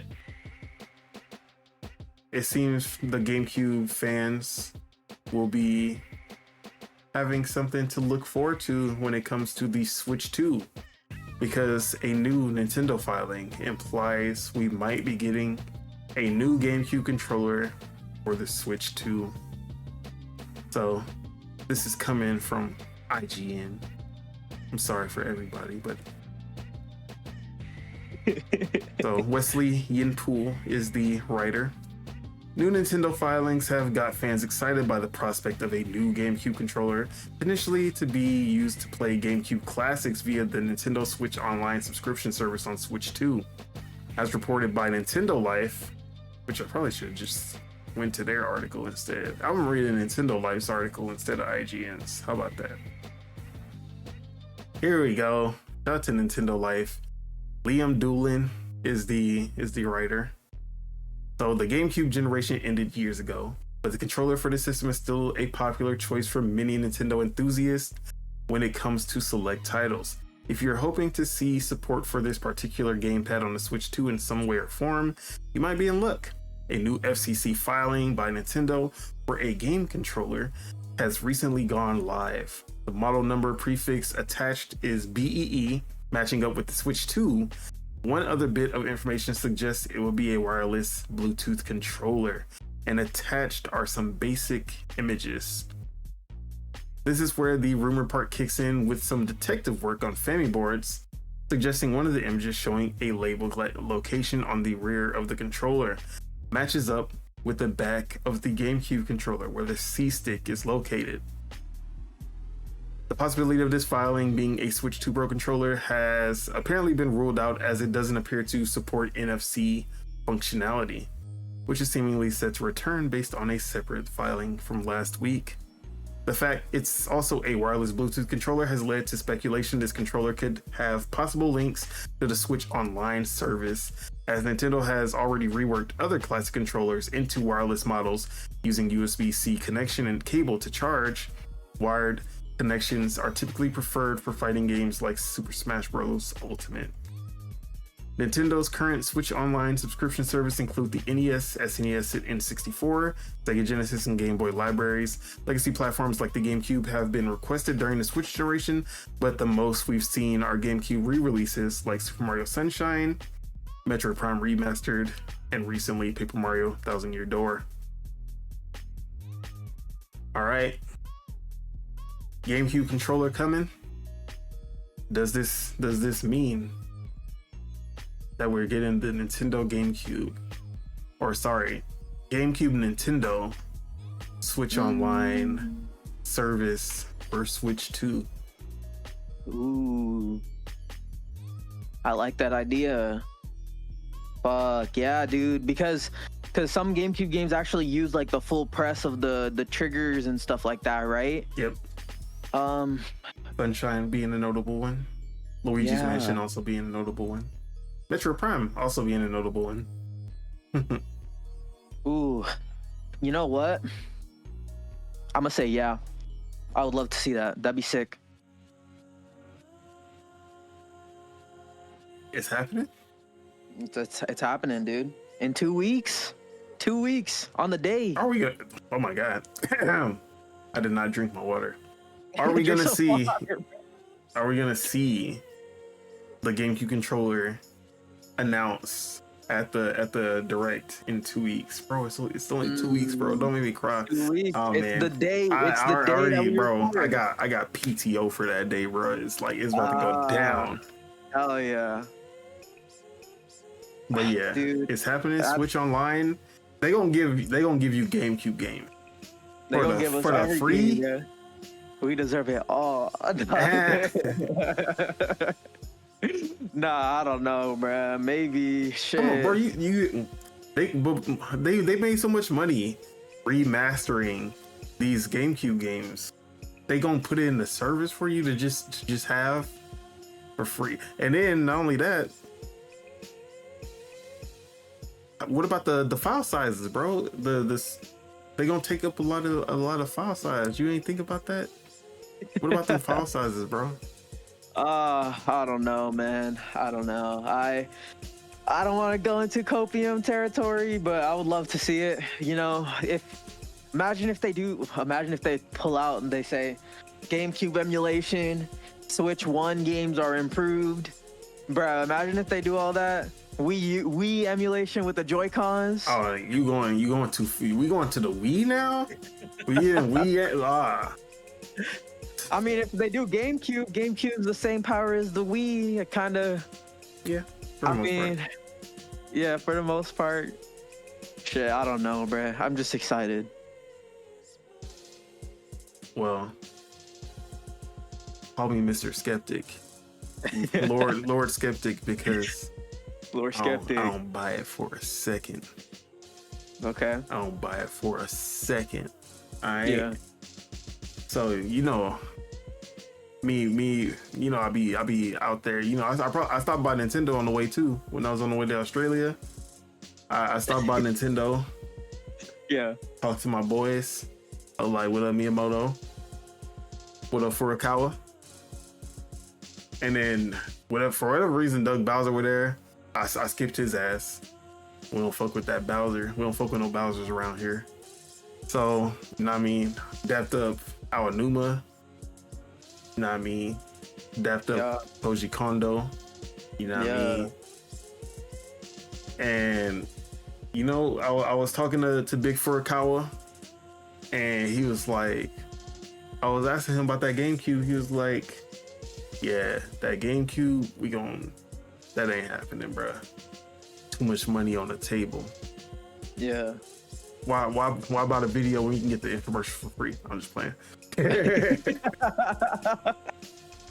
And he was like, how about we gonna have the GameCube controller, but what we gonna do is re-release these GameCube games separately.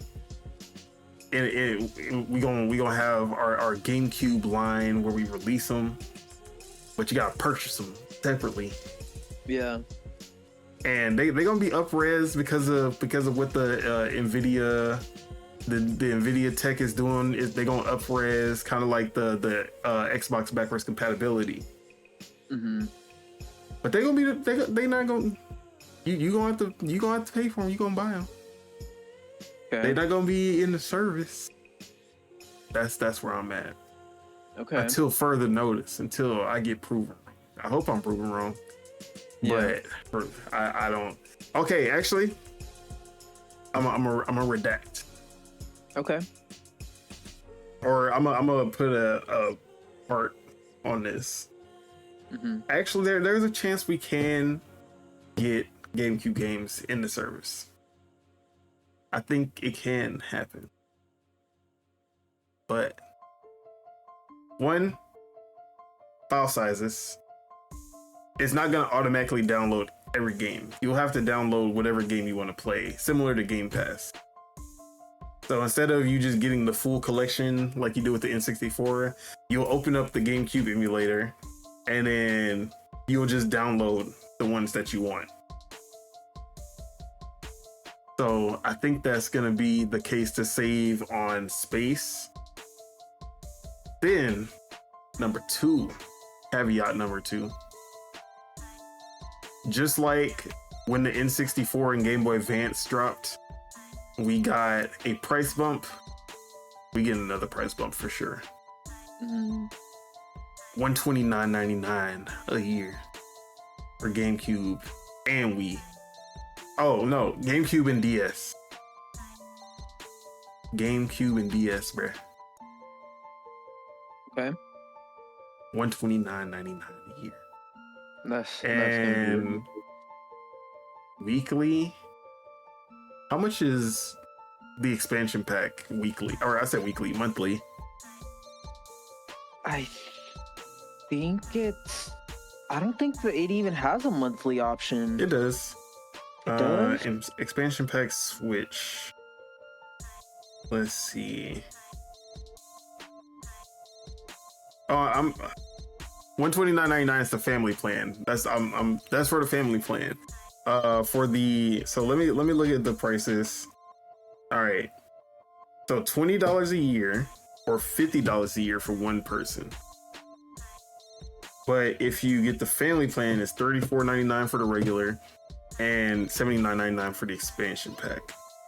But monthly, there's not an option. Oh, only the regular has a monthly. Mm-hmm. Okay. All right.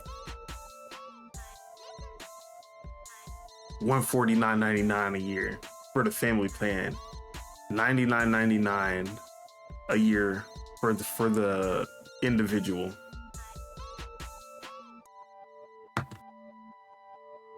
That's where I'm at. Okay, and then they'll probably at that point introduce a monthly plan for that for sure. Hopefully. Yeah, I think they probably will. Yeah. All right. That sounds about right. Now, is it gonna be just a GameCube controller, like regular GameCube controller without the wire? Or are they gonna bring back the big boy, the Wavebird, the full Wavebird design? And for my peeps that don't know what the Wavebird looks like, I have to bring that up. For you young cats that wasn't there in the golden era. Ooh, that boy was sexy. That boy was sexy. Here's a picture of the Wavebird. Look at him. Big, that's the big boy. So this was the official Nintendo GameCube wireless controller. That gray or silver, whatever it was, that shit was fire. The silver for sure, bruh. No, I don't want the wiki. So yeah, man. Are we getting that Wavebird design, or are we just getting the Reggie GameCube controller? Bruh, the Wavebird. Like, give us the Wavebird, and if it's gonna be wireless too, it'd be perfect. It'd be perfect. See that wave. I mean, I know why. Obviously, the Wavebird only was big because it just it needed to be big to fit the wireless tech. But I don't know, bro. I like the Wavebird's design, even though it's big and bulky. It just hit different, bro. It fills out the empty space. Yeah. I'm pretty sure it's gonna be the regular GameCube controller. But if they offered a Wavebird option, that'd be lit. This is off topic, but Xenoblade went up a point on OpenCritic. It's at 88 now. It's at 88 now, bruh. Oh, bro. So I'm watching my clip on Fortnite. This is where I got a dub, just using the kneecapper, the baseball bat, and I was just knocking everybody off of this mountain, and they were just taking fall damage, bruh. That shit was fire. Oh yeah. Shohei too? Ooh, that'd be crazy. Bro, I didn't even think about the fact that Shohei's in the game and they added the bat. That makes so much sense. Yeah. Hell yeah. But why is he an anime character? Let's talk about it. Yo, every other sports player that they added was just a regular Fortnite character. Why my man Shohei Ohtani just a anime character all of a sudden? What does that mean? Tell me something, Fortnite. What does that mean? No, I'm just playing. I think he does have two different skins. Yeah, he does. The samurai one, he looks normal, but his baseball outfit, he is an anime character. Okay. Nice. All right, but anything else on GameCube emulation, GameCube controller, anything like that? Nah. I mean, whatever it is, just know Nintendo's there. Nintendo's goated, bruh. Actually, we forgot about the other possible option. Although it kind of wouldn't make sense, but Smash Bros. Yeah, Smash Bros. But they already have a wired controller, so I don't see why they would make a wireless one specifically for just Smash Bros. Yeah, I see. But speaking of Smash Bros, let's move over to our father, our great creator, Sakurai. Yes, because he had some words to say about Japanese developers. So this coming from Stealth 40K, who, shout out to him, got his account back. Nice. I don't know if I talked about this on here, but You did, yeah. Yeah. So shout out to Stealth 40K, he back, got his account back. Shout out to Twitter and X for actually doing their job for once. No, it really just be YouTube. YouTube be the one that be fucking people over. So, Sakurai says that Japanese developers should make games based on Japanese tastes. Quote, a while ago, there was certainly a culture of Americanized products because various works were popular in the US. However, I feel that Japanese game lovers overseas are not looking for such things, but for something unique and interesting from Japan. And this was from an interview. Who was he being interviewed? Oh no! So this was when he got his award for from the art encouragement. He got the art encouragement prize for new artists. That was given by Japanese government's agency for cultural affairs. For his YouTube channel, by the way, not for his games. For his YouTube channel, Masahiro Sakurai on creating games. I believe that's the title. Oh, that is exactly the title. Shout out to me for knowing that. So yeah, this was one of the quotes from so he did this interview with Japanese entertainment news website Intax. But what do you make of this? Are you saying that Japanese developers should only make, or I shouldn't say should only, he didn't say it like that. Yeah. But he said that Japanese developers should focus on games that interest Japanese players. How do you feel about that statement? I think I don't want to fully agree with him because it is worth it to include the entire world, but I think if they focus on making games for their audience, then they'll just make the audience grow. So if I kind of agree with them in a sense, like the Japanese devs that are making games that are like more Western focused, they don't seem to do as well, or maybe like they don't seem to find as much of an audience as maybe like ones that are like not trying to chase after the Western or after, well, I mean Japanese is Western technically, right? But is it? I don't even know what I'm saying anymore. But all I know is, yeah, he's kind of right in that sense. Like they shouldn't cater towards every player base. They should try to just cater towards their own, and then I don't know, maybe the best games come from that.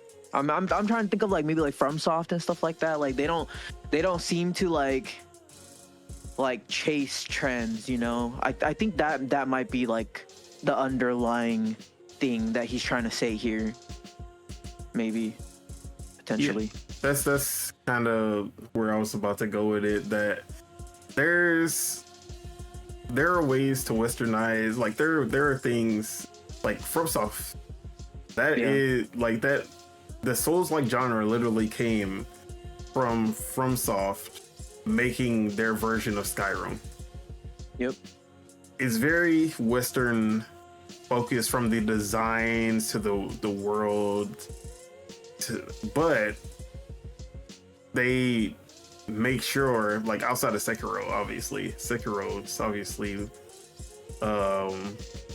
very Japanese comparatively, but the idea of Souls-like came from them trying to make their version of Skyrim. Now they could have done what PlayStation wanted, which was for them to just make Skyrim.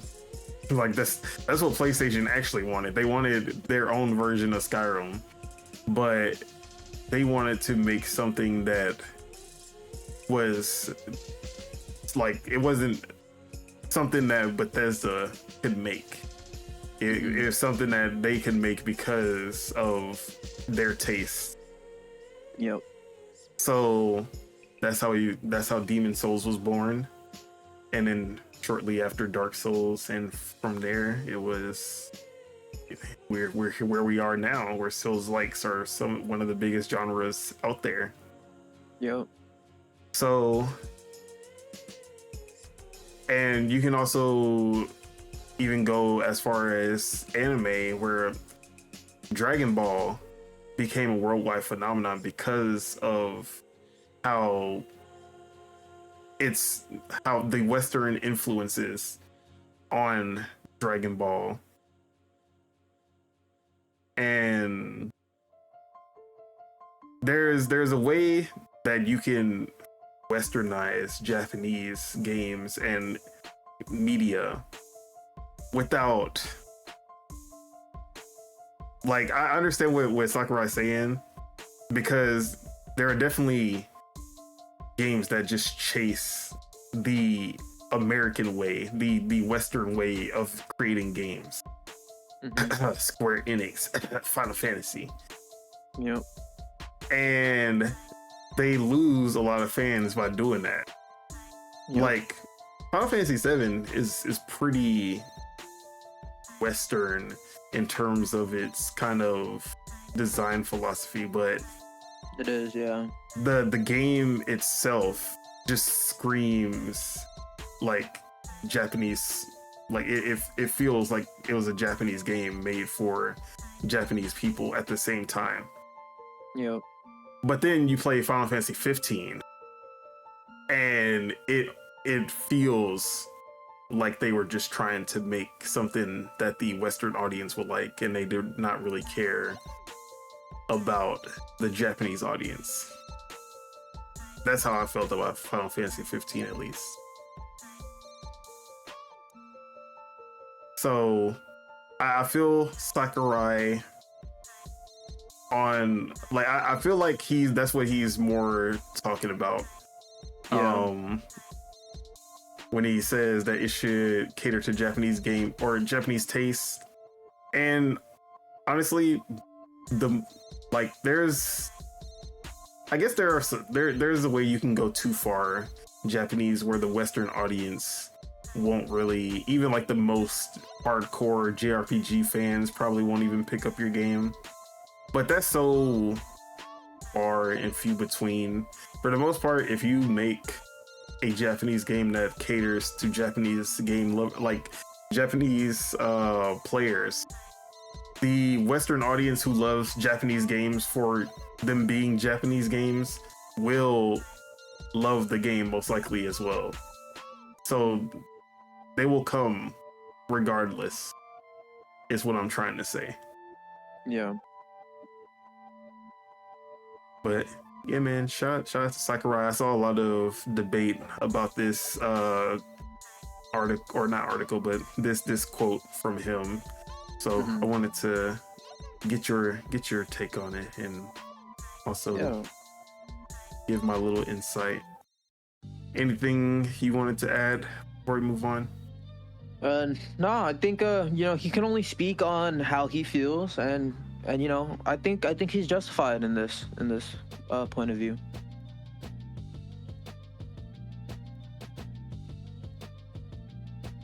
All right. Let's talk about Xbox, specifically Xbox Game Publishing. Specifically, a game that should have already been on Xbox, or if it maybe it shouldn't have already been on Xbox, but it definitely should not have been on Steam. And that is Towerborne. Yep. An Xbox game publishing game that is not on Xbox, but is out on Steam. Not on Game Pass, but also out on Steam. And even more than the announcement of games, the Xbox games going over to PlayStation, this announcement irked me 10 times more than that. Not gonna lie. But it seems I no longer have to be pissed off every time I think about Towerborne, because we finally have a date for when Towerborne will be coming to Xbox and Game Pass, and that is April 29th.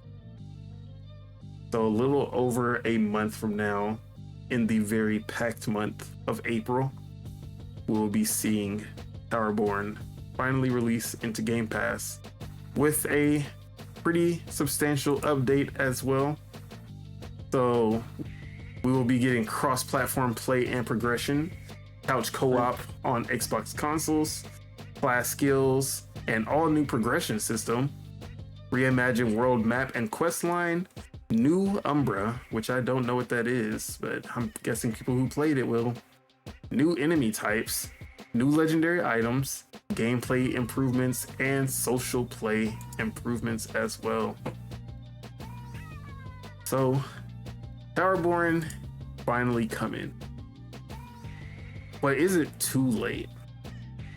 I feel like that Steam release killed all of my hype for Towerborne. Towerborne was one of my most anticipated games. That Steam release pissed me off so much that I forget that Towerborne even exists half the time. But maybe that's just me.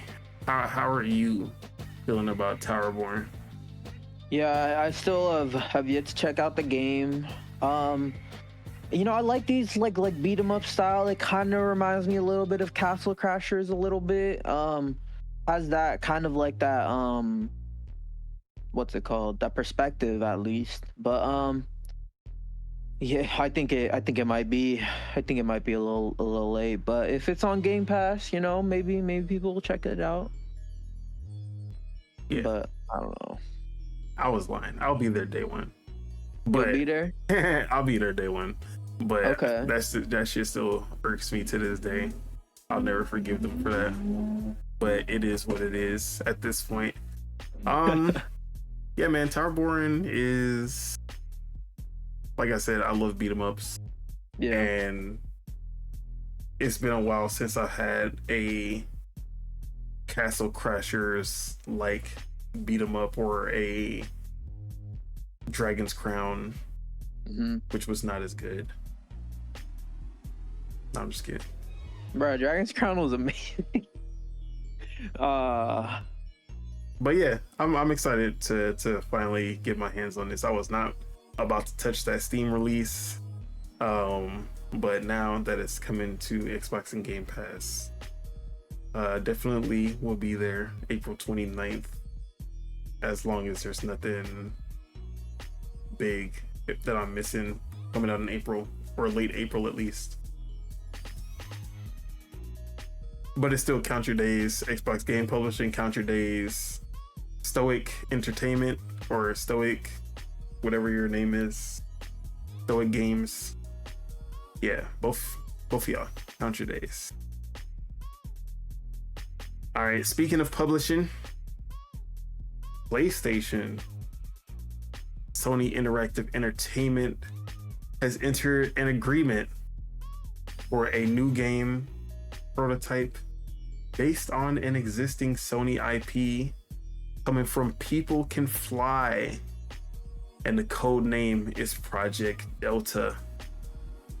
So we know that People Can Fly is also working with Xbox.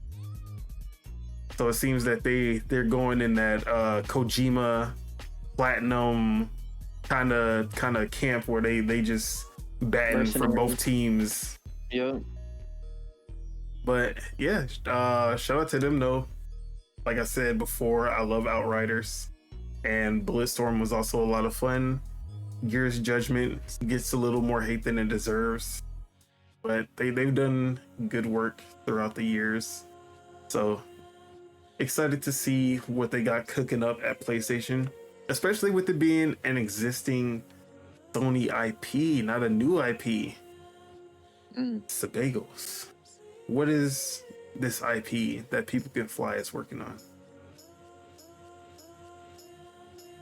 Honestly, like the first thing that comes to my mind is Uncharted, bro. Like I don't know why. I don't know why. It might just be because it's also a third-person shooter. Could be. You know, what if they're the support team for factions? That'd be. No, I'm just kidding. Hey, bring factions 2 back. That's all I care about.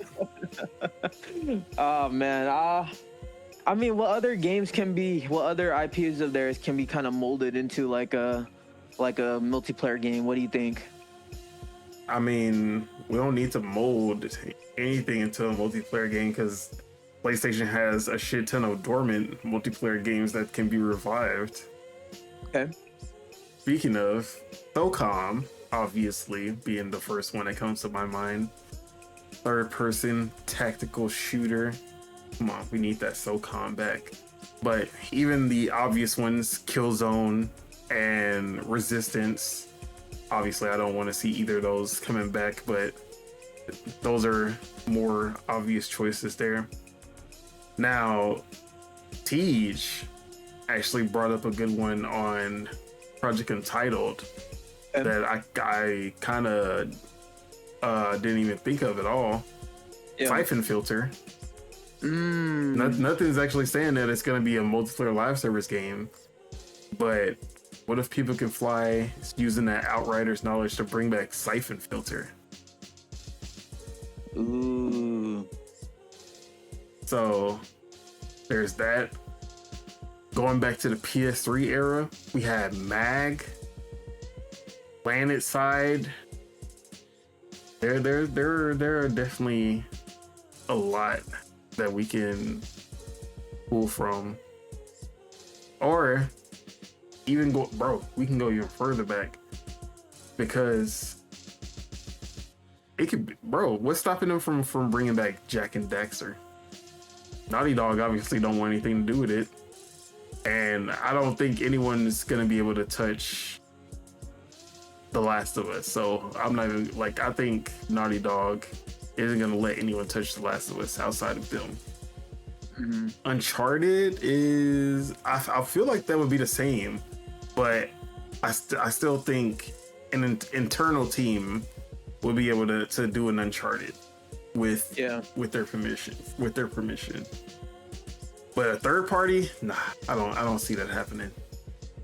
Now, Jak and Daxter though, I feel like they don't give a fuck. They're like, Jak and Daxter, y'all can do whatever the fuck y'all want with that. It's a shooter, third person.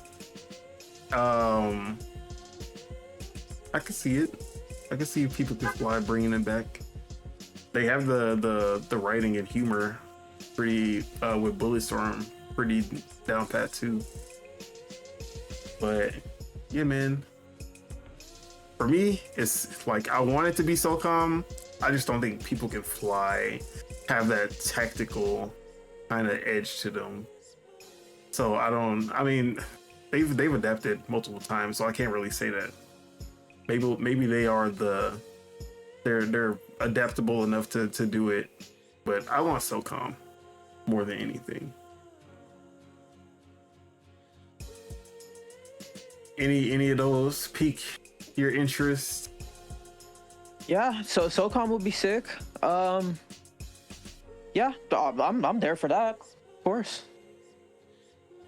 I thought you would have went for the Jak and Daxter pitch.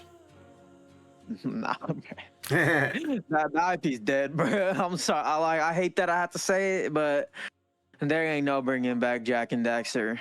Bro, come on. We could have.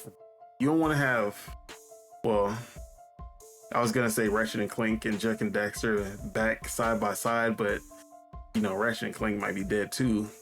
Seeing Insomniac, how Insomniac is going. Yeah. I think it's over, bruh. It's gonna be something. Or actually, maybe Insomniac is like, you know what? We just gotta let it be known that we are now the Marvel studio. Let's pass Ratchet and Clank to a third party, because it's never happening. And People Can Fly makes a Ratchet and Clank game. They know how to do gadgets and powers and all types of stuff. Sure. I'm giving them ideas, bro. Giving them the ideas. Look, as I would prefer it be a dormant IP, because PlayStation has a shit ton of those that need to be brought back to life. But the possibilities are endless at this point. So I don't know. We gonna have to see. Trying to think if there's any like far classics, like PS1 level classics that would be good for People Who Can Fly. But I'm not thinking of any. Legend of Dragoon. No, I'm just kidding. Bruh, I would cry if they touched that shit. Like, no, get that shit away from them. Get it away from them. Get it out of their hands right now. I would fucking, bro. PlayStation, if you ever let some fucking American randos touch my Legend of Dragoon after all of these years, I will cut you. Okay, I will personally show up to Kaz's house. he didn't even do anything. All right, that's funny. So let's move on to our final topic, which is also PlayStation as well. Nice. Because not only did they team up with People Can Fly, but they're not done, because they have started up a new first party studio, which actually might be a first person game, and it is called Dark Outlaw Games. This is coming from Mike Straw at Insider Gaming. PlayStation has a new first party studio under PlayStation Studios called Dark Outlaw Games. The studio is being led by former Call of Duty Zombies lead Jason Blundell. The name of the studio was confirmed by Blundell in an interview with Jeff Gerstmann that was published on Monday. The studio is called Dark Outlaw. Blundell said, "We've been working away in the shadows for a while. When we've got something to talk about, we'll step out into the light." As far as the secrecy behind the studio's creation, Blundell says the story is about the game and not the studio. He added that doing it under the Sony umbrella is a privilege. Quote, "It's such a privilege to be able to do it with Sony as a new first-party studio. Sony doesn't start up first-party studios all the time, so to have that privilege is humbling," Blundell said, while adding that the studio is making new hirings for the development of its first game. Those new hires could be for the unannounced live service multiplayer game that began making the rounds. According to the recent job postings, this new game is still early in its development. That's even if it's the same game at all. Okay. So, legend Jason Blundell, the creator of Call of Duty Zombies mode in World at War and further games as well, opening up a new first party studio, leading. How you feeling about that, man? We'll see. Wasn't he a part of like what was that one studio that they made, like Devotion or something? Deviation. Wasn't he a part of that, or am I getting it mixed up? Let's see. I actually didn't look too much into yeah, Deviation. Jason Blundell. Yeah, dude, Yep. Hold up. Let's see. Jason Blundell, he started that Treyarch. Blah, blah, blah. Zombies. Okay. And Yeah, Jason Yep. Blundell left Left. in 2022. Yep. So he started up he and Dave Anthony announced the new studio, Deviation Games. On September 8, 2022, it was announced that Blundell had left Deviation Games. The studio had significant layoffs in May 2023 and shut down in March 2024. So he left before that shit hit the fan. But now, a full first-party studio, not just a partnership with PlayStation. Yeah.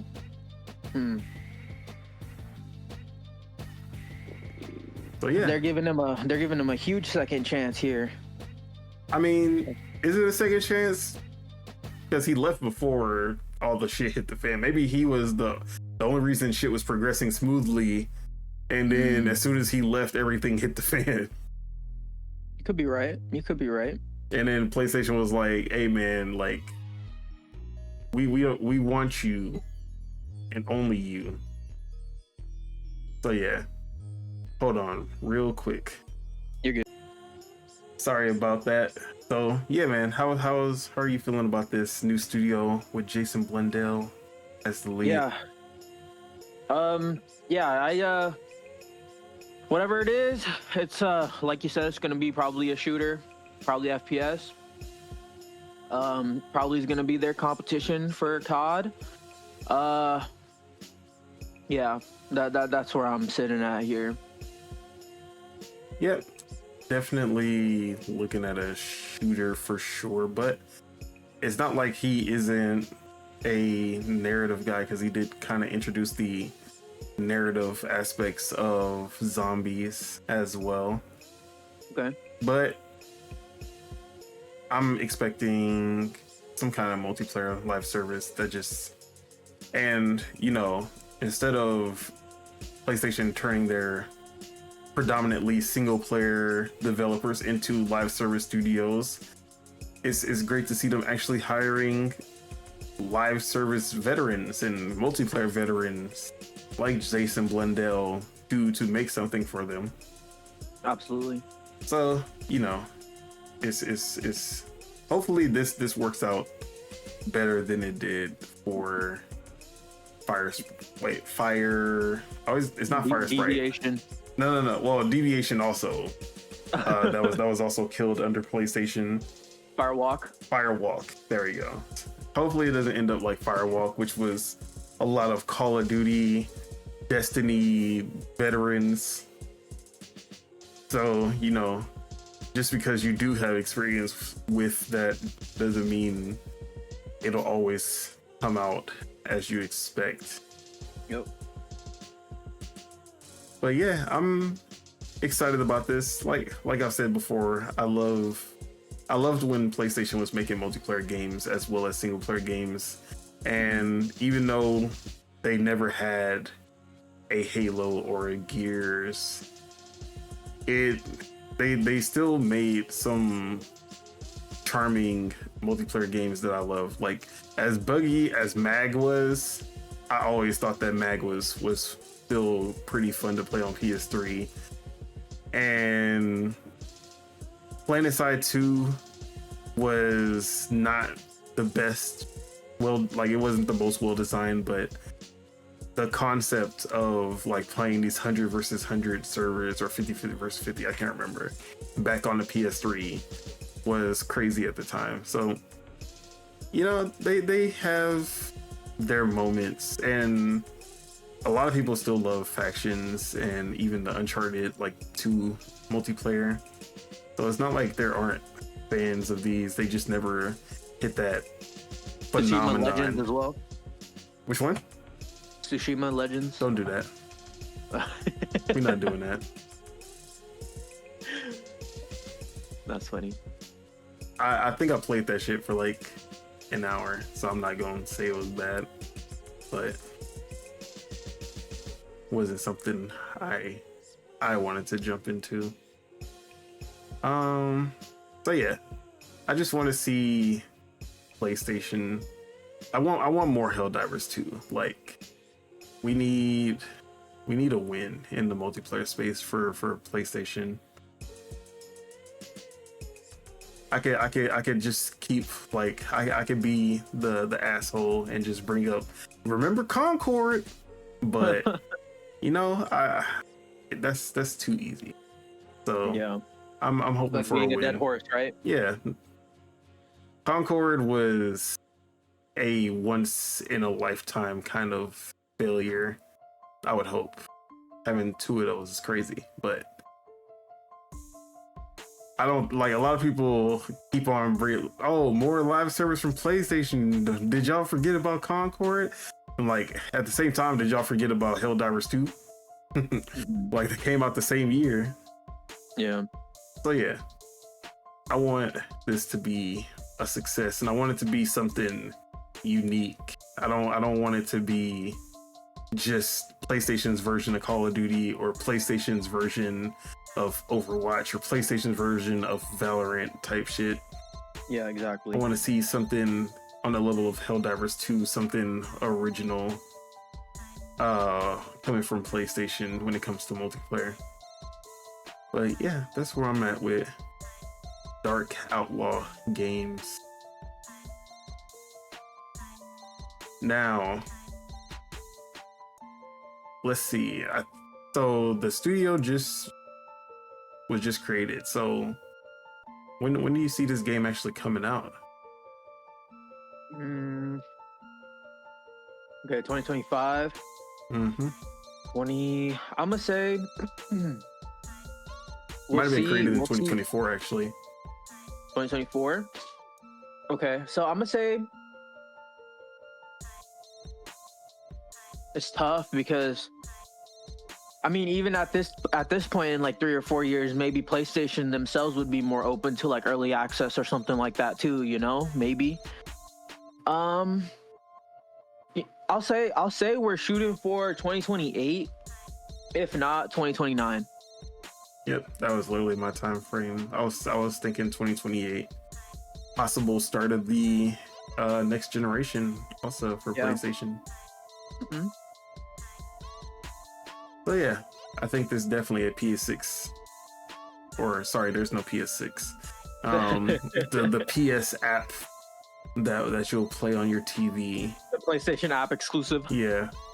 PlayStation app exclusive 2028. About to go down. All right. If anything else before we wrap it up for Dark Outlaw? It's a cool name. I'll say that. I like the name. I don't know if it sounds like something that would come out of a randomizer when I'm playing Game Dev Story or Game Dev Tycoon. Okay. Sure. But you know, it could be worse. It could be some bullshit like Naughty Dog or some shit. And with that is it. That is all we have for you guys today. Thank you all for tuning in, and to all the people leaving comments in the chat. We do appreciate your support. Make sure you guys hit that like because we love you guys and it helps us grow this channel. If you're not subscribed and enjoyed the show, make sure you guys hit that subscribe button so you can stay updated for when Dual-Wield Gaming Podcast goes live. Now let's go ahead and get those outros out the way. Subegos, my brother, appreciate you for pulling up. Where can we find you? What you got going on? Yeah, so y'all can find me. Well, okay, so I did put out a video on Lords of Gaming. Please check that out. 33 Immortals. We'll have something else relatively soon. Definitely out before the next show. So check that out. Twitch. Come check out the streams. Been streaming. Like Balatro runs been going crazy. Y'all can see the madness happen in real time, you know, trying to get to gold stake. Twitch.tv/Subegos. And yeah, I mean, y'all can follow me on Twitter, Subeg Dollywall as well. But yeah, that's where y'all can find me. As for what I'm doing, trying to get through Pirate Yakuza. But I'm excited for the Shadows though. I might end up having to put it on pause if I don't get through it for the AC Shadows for sure. But yeah, definitely just gonna be gaming for sure. Of course. That's the name of the game. Sir. Yes, sir. As for myself, Don Otaku, you can find me on Twitter at PastaFeetF3ET. You can also find me on twitch.tv/Don Solo, SOLOW. But also, you can find me right here. Oh, Mondays and Tuesdays for Twitch, by the way. And you can find me right here on YouTube, where not only do we do the Dual-Wield Gaming Podcast, but also every Saturday live Project Untitled Gaming Podcast, working title, where you can join the conversation and leave some comments where we will be adding you to the conversation. So make sure you guys pull up for that as well. As for what I'm gonna be playing, man, you know, up here in Australia, we got that Assassin's Creed that's going down, but also more 33 Immortals for sure. So those are probably my two big ones for the foreseeable future. Now, anything you want to leave the people with before we get out of here? Yeah, just play some games. You know, stretching is important. I need to do more of it too, because your boy is struggling. But yeah, stretch. You know, do some of that yoga. Try to sit in some saunas, maybe. Yoga flame. But yeah, that's it. All right, what he said. And with that, let's skedaddle. Peace out, everybody. Enjoy your week, your weekend, your month, year, life, all that. Bye-bye. Peace.